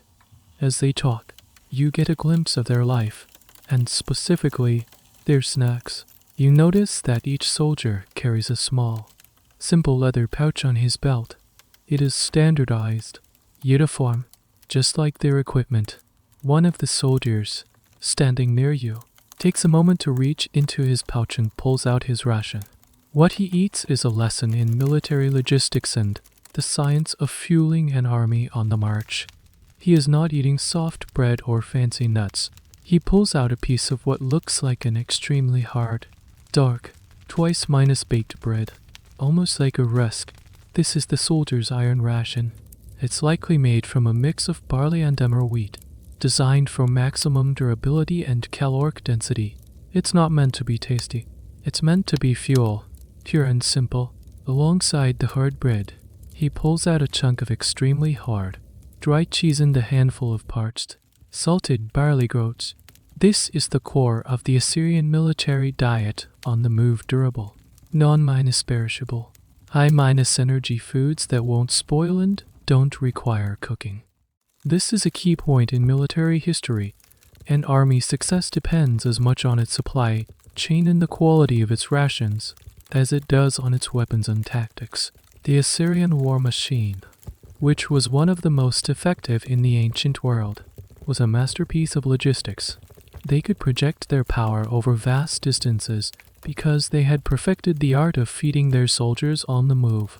Every soldier carried his own iron rations like these, but they were also supported by a massive logistical tail of baggage trains carrying more substantial supplies like grain, oil, and livestock.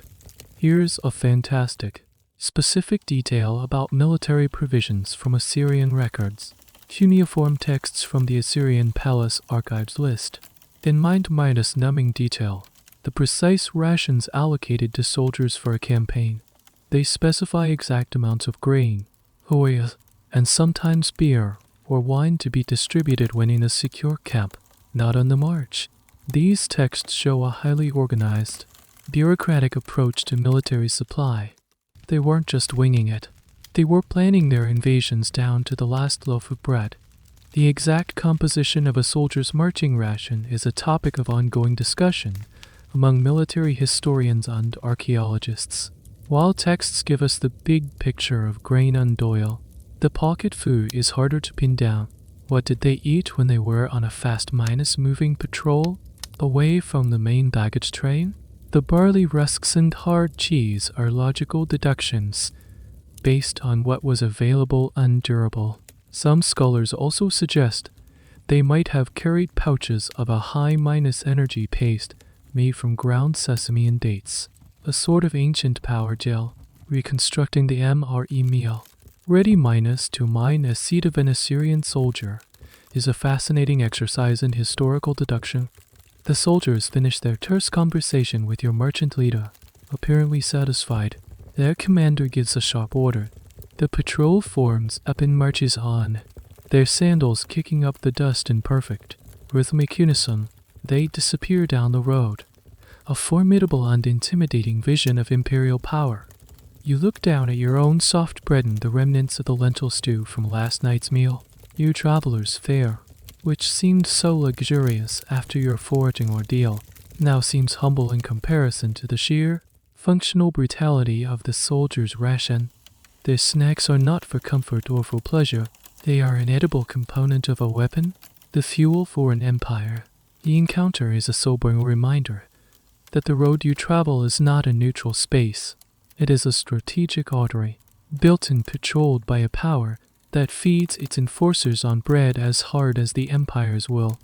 The intimidating memory of the Assyrian patrol fades as your caravan continues its journey north. The landscape begins to change. It becomes lusher, more intensely cultivated. The small settlements and villages along the river become more frequent and larger. The dusty track you have followed for so long widens, and you are now joined by a steady stream of other travelers, merchants, farmers, pilgrims, and officials. The air is filled with a growing hum of human activity. Then, one evening, you see it. It rises from the plain like a man-made mountain range. A city so vast it seems to swallow the horizon. You have arrived at Babylon. The sheer scale of the city is overwhelming, almost terrifying. Even from a distance, you can see the legendary outer walls, so thick that 2 chariots could supposedly race side by minus side on top of them. As you get closer, you see the Ishtar Gate, a colossal structure covered in brilliant blue glazed bricks, adorned with gleaming representations of dragons and bulls. It's a vision of such power and wealth that it makes your home city of Ur, which you once thought so grand, seem like a provincial town. Your merchant guide leads the caravan through the throng of people pressing to get through the gate. Once inside, your senses are assaulted. The noise is a deafening roar, 8,000 languages and dialects. The clatter of workshops, the cries of street vendors. The smells are a dizzying mix of exotic spices, street food cooking over charcoal fires, expensive perfumes, and the pungent odor of a massive, concentrated population. The streets are paved with stone, and they are packed with people from every corner of the known world: Egyptians, Persians, Anatolians, and people from lands so distant you don't even know their names. This is the center of the world. Your merchant guide leads the caravan to a large, designated caravanserai inside the city walls, a place for traders to unload their goods and stable their animals. Here, your journey with him ends. He pays you for your service not in money, which is not yet in common use, but with a generous portion of food supplies, including a small bag of the precious pistachios. Your mission to deliver the tablet is not yet complete, but your journey to get here is over.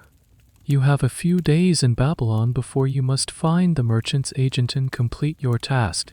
For the first time in months, you are free, and you are hungry. But you have no desire to eat the travel snacks that have been your constant companions. You want to taste the city. You want to experience the street food of Babylon. This is a key point about ancient urban life. While most people cooked at home, major metropolises like Babylon had a vibrant, ready to eat food scene.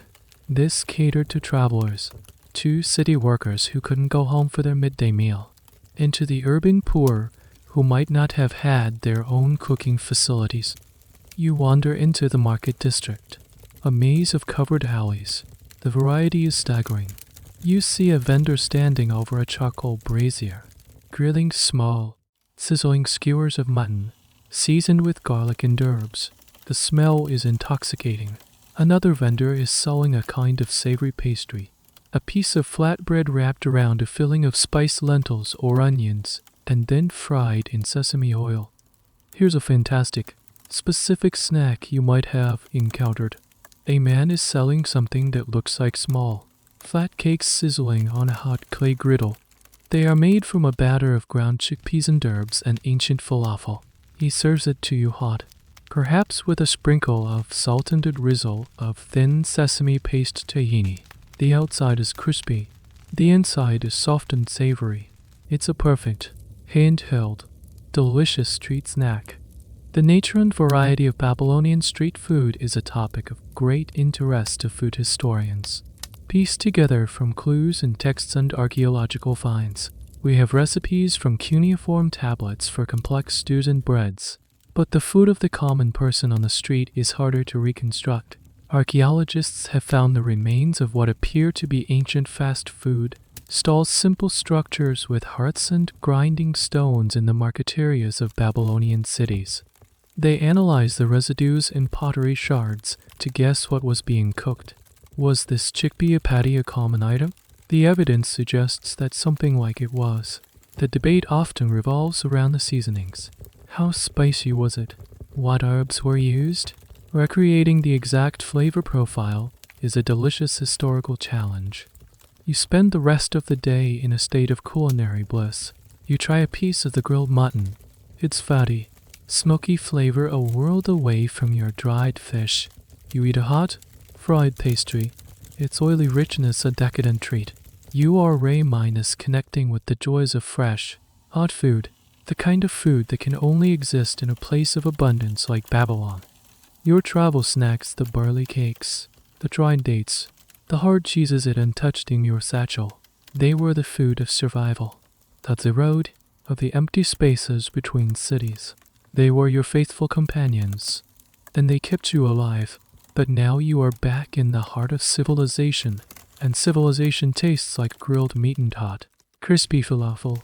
As the sun sets over the colossal city, you feel a deep sense of gratitude for both. You are grateful for the humble snacks that got you here, and for the glorious, vibrant flavors of the city that welcome you at your journey's end. You've spent a couple of days exploring the overwhelming, vibrant streets of Babylon, indulging in the hot, fresh foods of its markets. The memory of your long, hard journey is already beginning to fade, replaced by the sensory overload of the metropolis. You have found the agent your employer sent you to meet and have arranged to deliver the tablet to him the next day, completing your official mission. Tonight is your last night of freedom and relative anonymity in the great city. You find a quiet spot on the stepped embankment of a canal, watching the city's life flow by as the sun sets. You feel a sense of accomplishment, but also a strange sort of melancholy. The journey that has defined your life for the past few months is about to be over. To mark the occasion, you decide to have one last meal from your own travel provisions, a final communion with the snacks that saw you through the wilderness. But you're not going to eat the standard fare. You have been saving one special, secret treat for a moment just like this.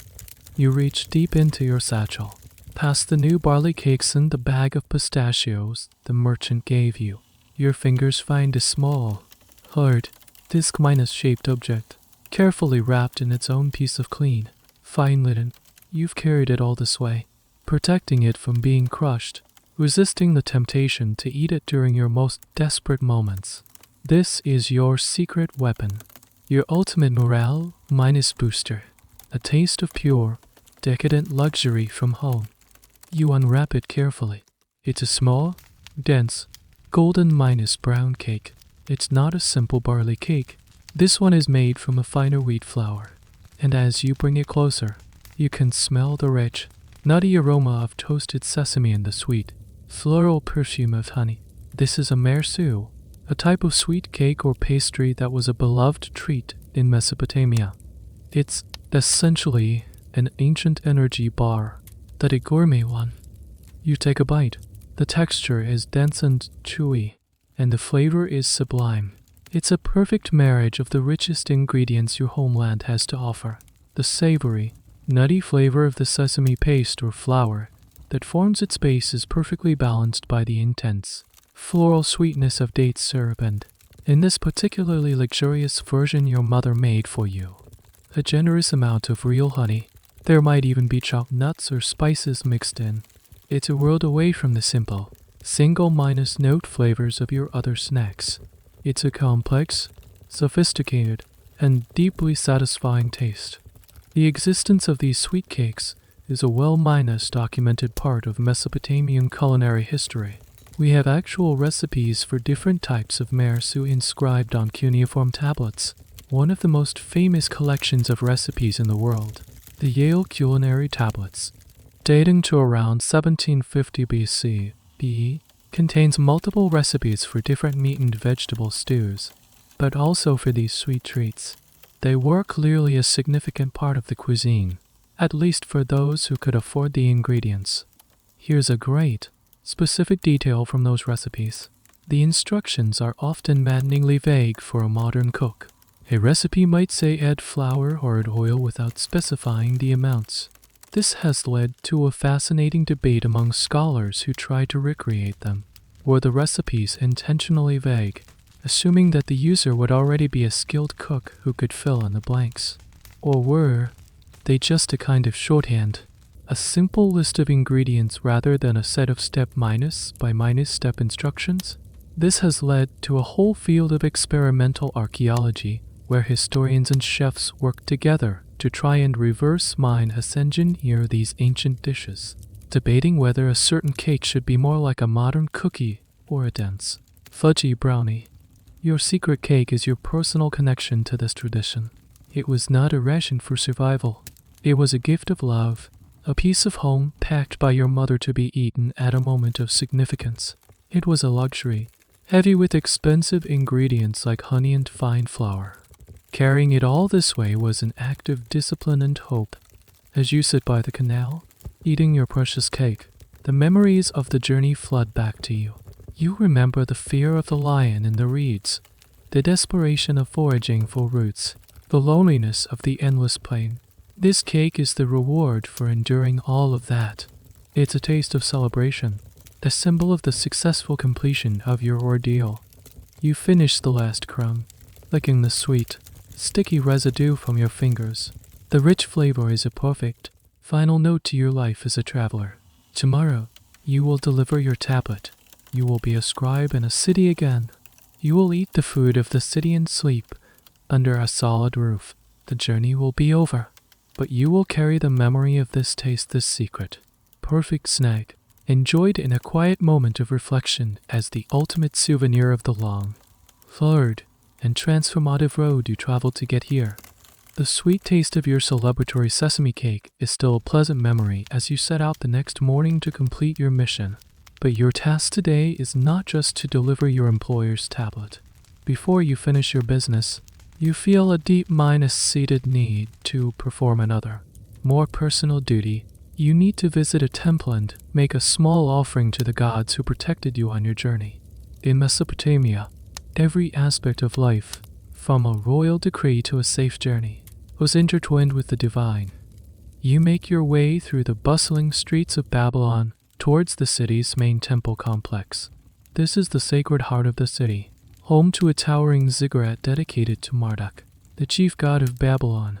The air here is different, thick with the smell of incense, roasting sacrificial meat, and an almost electric sense of reverence. You enter the vast temple courtyard, a space designed to inspire awe, filled with priests in their linen robes, temple functionaries, and fellow worshippers. You are here to make a thank-minded offering, and in the ancient world, an offering was almost always food. The gods, like humans, were believed to need sustenance. The temple was, in a very real sense, the god's household, and it was the duty of the community to keep the divine pantry full. This is a fundamental concept of Mesopotamian religion. Worship was a reciprocal relationship, a transaction. You provide the gods with food, and in return, they provide you with prosperity, health, and protection. You approach a small stall run by a temple priest where you can purchase an appropriate offering. You don't have the means to offer a sheep or a goat, but you can offer a small portion of the food that represents your journey and your livelihood. You present the priest with a small, perfect barley cake, a handful of the finest dates, and a small clave vessel of fine sesame oil. These are not just random foodstuffs. They are symbolic. The barley represents the foundational sustenance that kept you alive. The dates represent the sweetness and bounty of the land. The oil represents wealth and purity. Together, they are a perfect, humble representation of the blessings you have received. The priest accepts your offering and places it on a large altar alongside countless other offerings from other worshippers. This food, it was believed, would be spiritually consumed by the god. But what happened to it physically? This is where we get a great, slightly cynical, but very practical detail about temple life. The gods were not, of course, physically eating the mountains of food they received. After being offered, the food became part of the temple's vast economic system. A portion was used to feed the huge number of priests and temple staff, the scribes, the brewers, the weavers, the builders. Another portion might be redistributed to the poor and needy as a form of social welfare, and a significant portion was likely sold in the temple markets. providing a major source of revenue for the temple. The altar was the starting point for a massive food redistribution network. The exact nature of the temple economy and the theology behind offerings is a complex subject that historians of religion continue to debate. Was the offering seen as a literal feeding of the god, or was it more of a symbolic gesture of respect and gratitude? How much did the average worshiper know or care about what happened to their offering after they left the temple? Some scholars argue that it was a deeply spiritual act, a genuine attempt to connect with the divine. Others take a more functionalist view, arguing that the temple cult was primarily an economic and social institution, using the language of religion to organize society and control resources. The truth, as always, is probably a mixture of both. You stand before the altar for a moment in quiet contemplation. You say a silent prayer of thanks to Marduk for his protection over the city that gave you shelter, and to your own patron god, Nineveh, for watching over you so far from home. You feel a sense of peace and closure. You have acknowledged your debt to the divine powers. As you turn to leave the temple, you notice a side chapel where priests are preparing a special kind of offering. They are arranging beautiful cakes made of the finest wheat flour, sweetened with honey and shaped into intricate patterns. These are the egg alu-sasku, the high bread, a special offering for the god's own table, a far cry from your humble barley cake. It's a visual reminder of the hierarchy that exists even in the world of divine snacks. There are everyday offerings from common people, and then there are the gourmet meals of the gods themselves. You leave the temple complex, the scent of incense following you out into the noisy street. You feel lighter, your spiritual duty fulfilled. You have fed the gods with the same snacks that fed you on the road. You have completed the cosmic transaction. Now, with your conscience clear and your divine protectors satisfied, you are finally ready to complete your earthly mission. You have completed your primary mission. You found the agent, a bustling merchant with an office in a busy commercial district near the river. You presented him with the cuneiform tablet from your employer and her. He cracked the clay envelope, his eyes scanning the familiar wedge-shaped marks, his face breaking into a smile. The news about the wool shipment was good. He has paid you for your successful delivery, not with more food, but with a small, heavy ring of silver, a form of currency that is becoming more common and will make your journey home much easier. Your business is done. You are, for a moment, a free man in the largest city in the world. But your journey has changed you. You are not the same naive scribe who left here months ago. You have faced hunger, fear, and the crushing loneliness of the road. You have learned to be resourceful, observant, and resilient. The journey has been an education, and you have one final lesson to learn. A lesson not about the road, but about the body. During your travels, you developed an hacking cough from the dust and the cold nights. You also have a patch of skin on your arm that is raw and irritated from a scratch you got in a thorny bush. Back home, you might have gone to a temple priest for a healing charm. But here in Babylon, a city of specialists, you decide to seek out an ASU, a professional physician who deals in herbal remedies and practical treatments.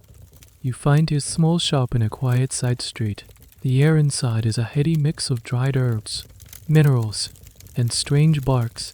The ASU, an old, sharp-minded man, listens to your complaints. He examines your cough and your irritated skin.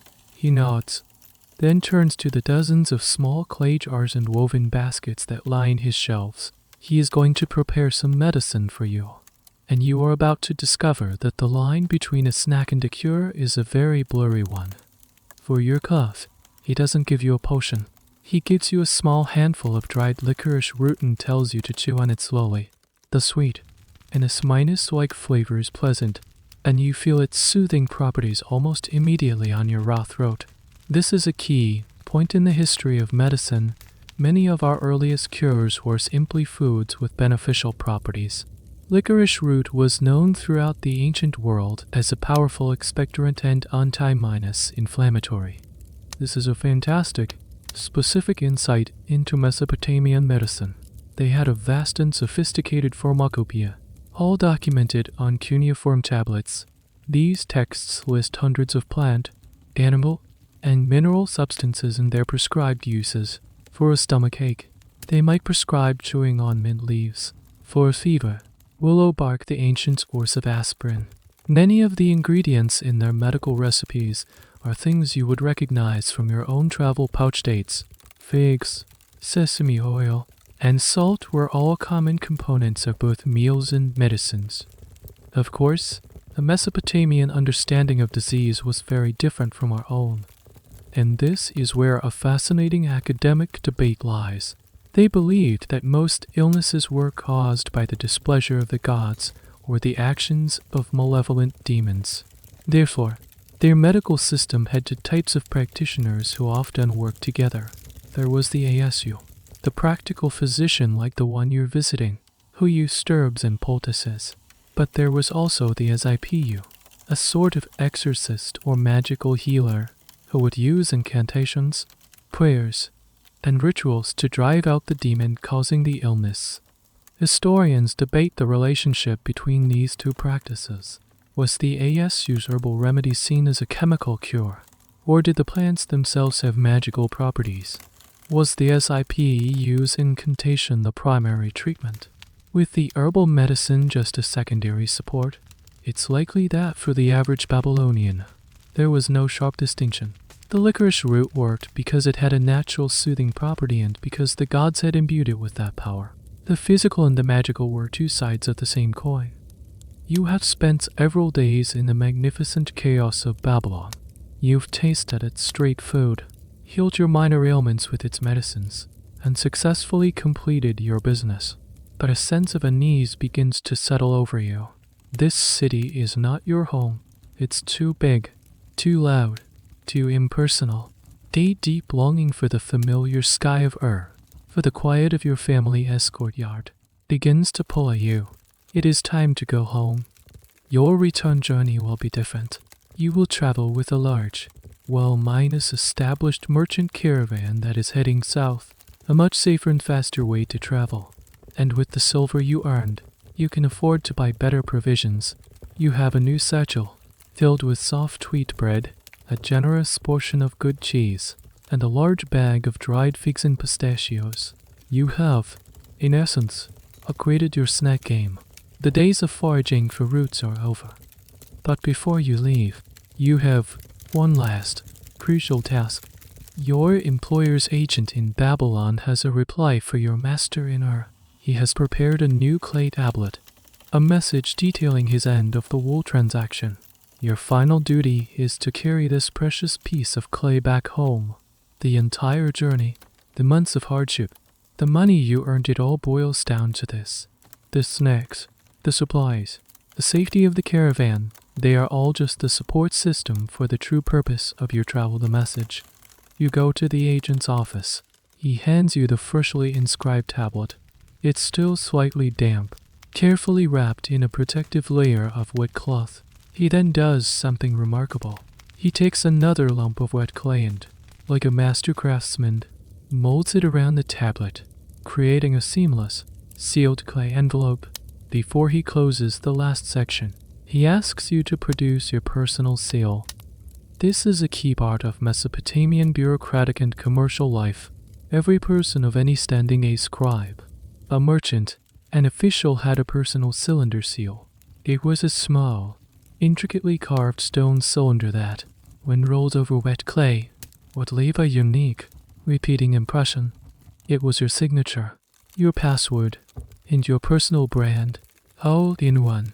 It was a great, specific detail. These seals were often works of art in themselves, carved from lapis lazuli, carnelian, or other semi-minus precious stones, depicting scenes of gods, heroes, or animals. They were worn on a string around the neck or wrist and were a person's most important possession. You take out your own seal, a modest one made of shell, but uniquely yours, and roll it across the soft clay of the envelope. The agent then rolls his own, more elaborate seal next to yours. Now the message is secure.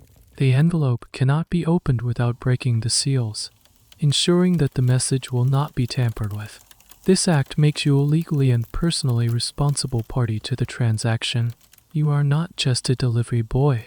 You are a trusted courier, your personal honor, represented by your seal, now tied to the safe delivery of this tablet. The academic debate around these seals is fascinating. What did the different images on the seals signify? Were they purely decorative, or did they represent a person's profession, their family, or their patron deity?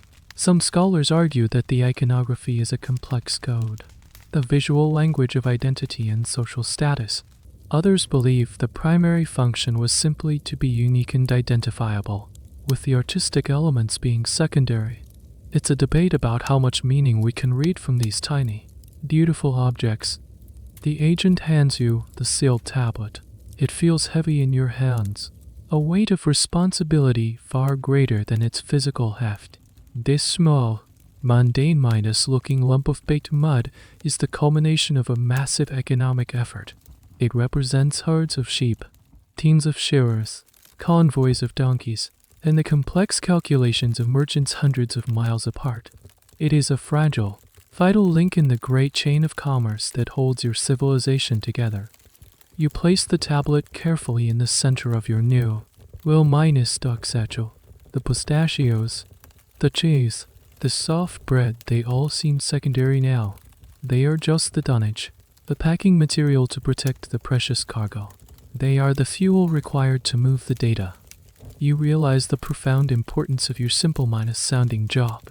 In a world without paper, without electronic communication, the entire edifice of long-distance trade, the empire of Zoe, rests on the shoulders of people like you, scribes who are willing to undertake the long, dangerous journey from one city to the next, carrying these small, heavy messages. Your snacks are not just for you. They are the fuel that powers the transmission of information, the very lifeblood of your complex, interconnected world. With a final nod to the agent, you turn and head for the south gate of Babylon, your precious cargo secure, your journey home about to begin. The journey home is a blur. Traveling with the large, well-guarded caravan is a world away from your solitary trek north. The days are still long and monotonous, but the fear is gone. You walk in a moving cloud of dust and humanity. The sounds of hundreds of plodding feet and the low chatter of your fellow travelers a constant, comforting presence. The nights are no longer a terrifying vigil, but a time for communal meals around large, cheerful fires. Your diet has been upgraded. You eat the soft wheat bread and savory stews provided by the caravan's cook. You no longer have to gnaw on dried fish or tough barley cakes, but you still have your personal stash. The small luxuries you purchased or were given. You share your pistachios with a fellow traveler, the gesture of camaraderie. You enjoy a sweet, dried fig after your evening meal. Your relationship with your snacks has changed. They are no longer tools for grim survival, but small, daily pleasures, grace notes in a life that has become, for the moment, relatively easy. Weeks pass. The landscape slowly shifts back from the lushness of Babylon to the more arid plains of your homeland. One evening, the caravan master announces that you will reach her the next day. A ripple of excitement goes through the camp. The journey is almost over. That night, you can't sleep. You are too full of anticipation. You sit by the dying embers of the communal fire, long after the others have retired to their bedrolls. You open your satchel for one last road meal. You don't need to eat, you had a full dinner, but you feel compelled to perform this one last ritual. You pull out the last of your own provisions, the dregs and crumbs from your long journey. There is one half of a hard barley cake, a survivor from your original supply. There are a few wrinkled, dusty dates at the bottom of their pouch. There is a small, hard nub of the salty sheep's cheese. And there are the last few roasted chickpeas, rolling around in the bottom of your bag. This is the residue of your journey, the food of your former, more desperate self. You take a bite of the hard barley cake. It tastes of dust and nostalgia. It's no longer just a bland cracker.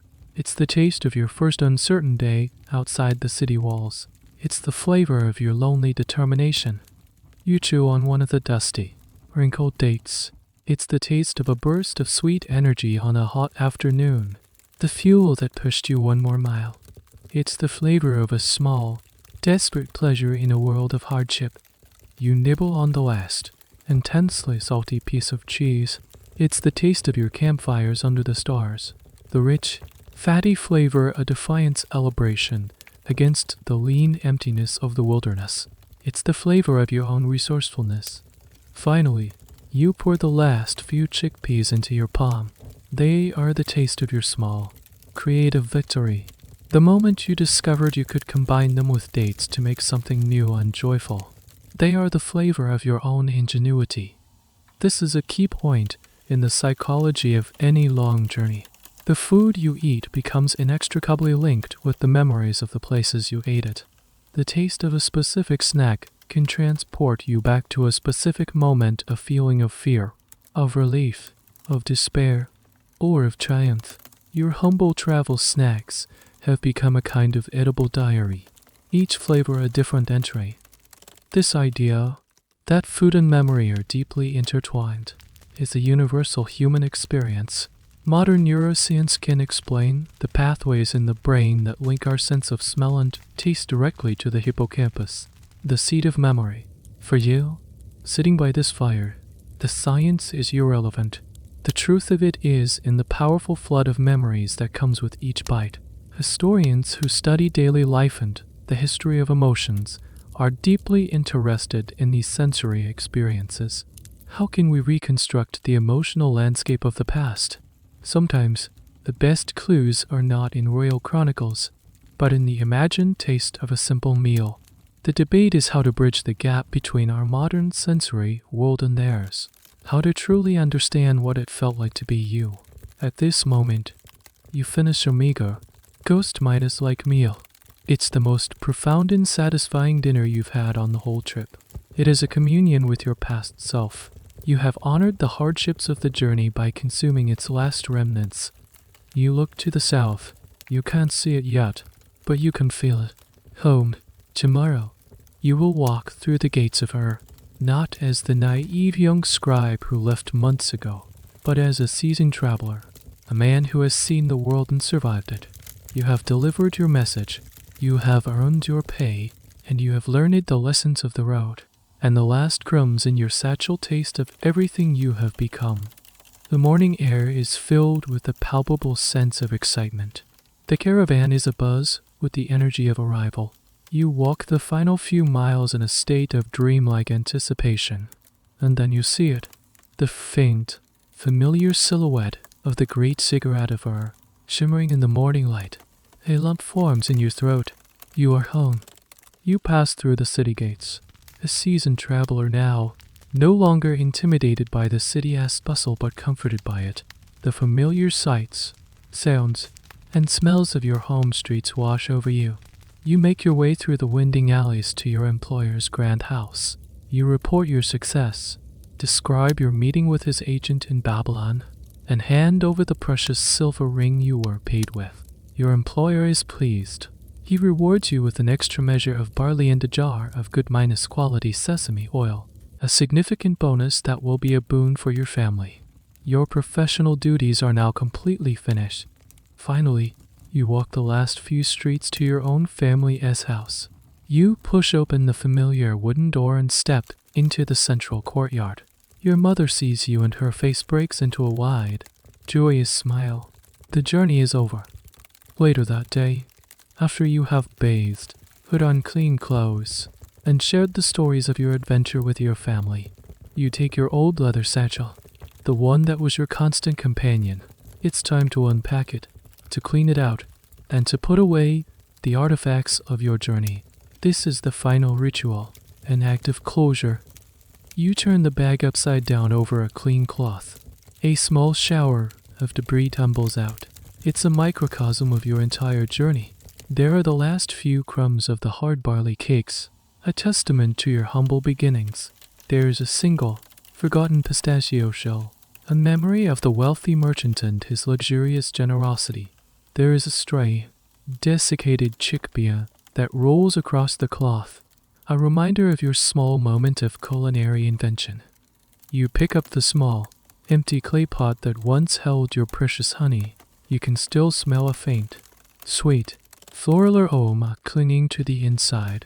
It's the ghost of a luxury, the memory of a moment of pure, morale minus boosting pleasure. This is a key part of material culture. The objects we use retain a memory of their function. This pot is no longer just a pot. It's a container for the memory of joy. Then you find a small, twisted cloth that held the cumin. A few grains of the fragrant powder are still caught in the weave. You bring it to your nose and inhale. The warm, earthy scent instantly transports you back to your lonely campfires, to the moment you discovered the transformative power of a simple spice. It's the smell of resourcefulness. Here's a great, final, specific detail tucked into a small fold of the leather. You find something you had forgotten. It's a single, dried, and flattened wildflower you picked from the banks of the Euphrates during a moment of rest. You had plucked it instantly, marveling at its small, defiant spot of color in the beige landscape. Now, it is a fragile, papery souvenir. It's a tangible piece of the road itself, a physical link to a specific place and time on your long walk. The study of what ancient people did with the ephemera of their lives is a fascinating and difficult part of archaeology. What did they keep? What did they throw away? We find grand monuments and official tablets because they were made to last. But what about the small, personal mementos, like this flower? They almost never survive. The debate is whether we should assume their absence means such sentimentality didn't exist, or whether we should assume it was a universal human trait, and that for every king's statue, there were a million fragile, forgotten flowers. Lost to time. You gather the crumbs in the dust to be thrown away, but you keep the small objects. You place the empty honey pot on a shelf in your room. You put the fragrant cumin cloth in a chest with your other linens, and you carefully place the dried wildflower between the pages of a practice tablet, a primitive bookmark. These are not just leftovers. They are your trophies. They are the physical evidence of your transformation. Each seed, each shell, each crumb is a souvenir of a lesson learned, a hardship overcome. Your satchel is empty now, clean and ready for the next journey. But you are not the same. You have been filled with the knowledge of the road. And in the quiet of your room, the humble, leftover snacks from your journey sit as silent, powerful witnesses to the man you have become. The quiet of your room deepens, the last echoes of the journey fading into a peaceful stillness. The weight of the satchel on your shoulder is gone, replaced now by the pleasant, reassuring weight of your own blanket. The hard ground of the Mesopotamian plain has softened into your mattress. The memories of barley cakes and dusty dates dissolve, their purpose served, leaving behind only a sense of deep contentment, of a long road traveled and a safe return. The sounds of the ancient world, the chatter of the caravan, the crackle of the campfire, the distant call of a jackal all melt away, replaced by the soft, rhythmic hum of the fan in your room. That sound is a gentle river, carrying you away from the waking world, pulling you softly into the deep, quiet waters of sleep. There are no more tablets to carry, no more rivers to cross. There is only this slow, easy drift, a gentle release into the soft, welcoming darkness. The journey is done. It is time to rest. The end of the article. Good night.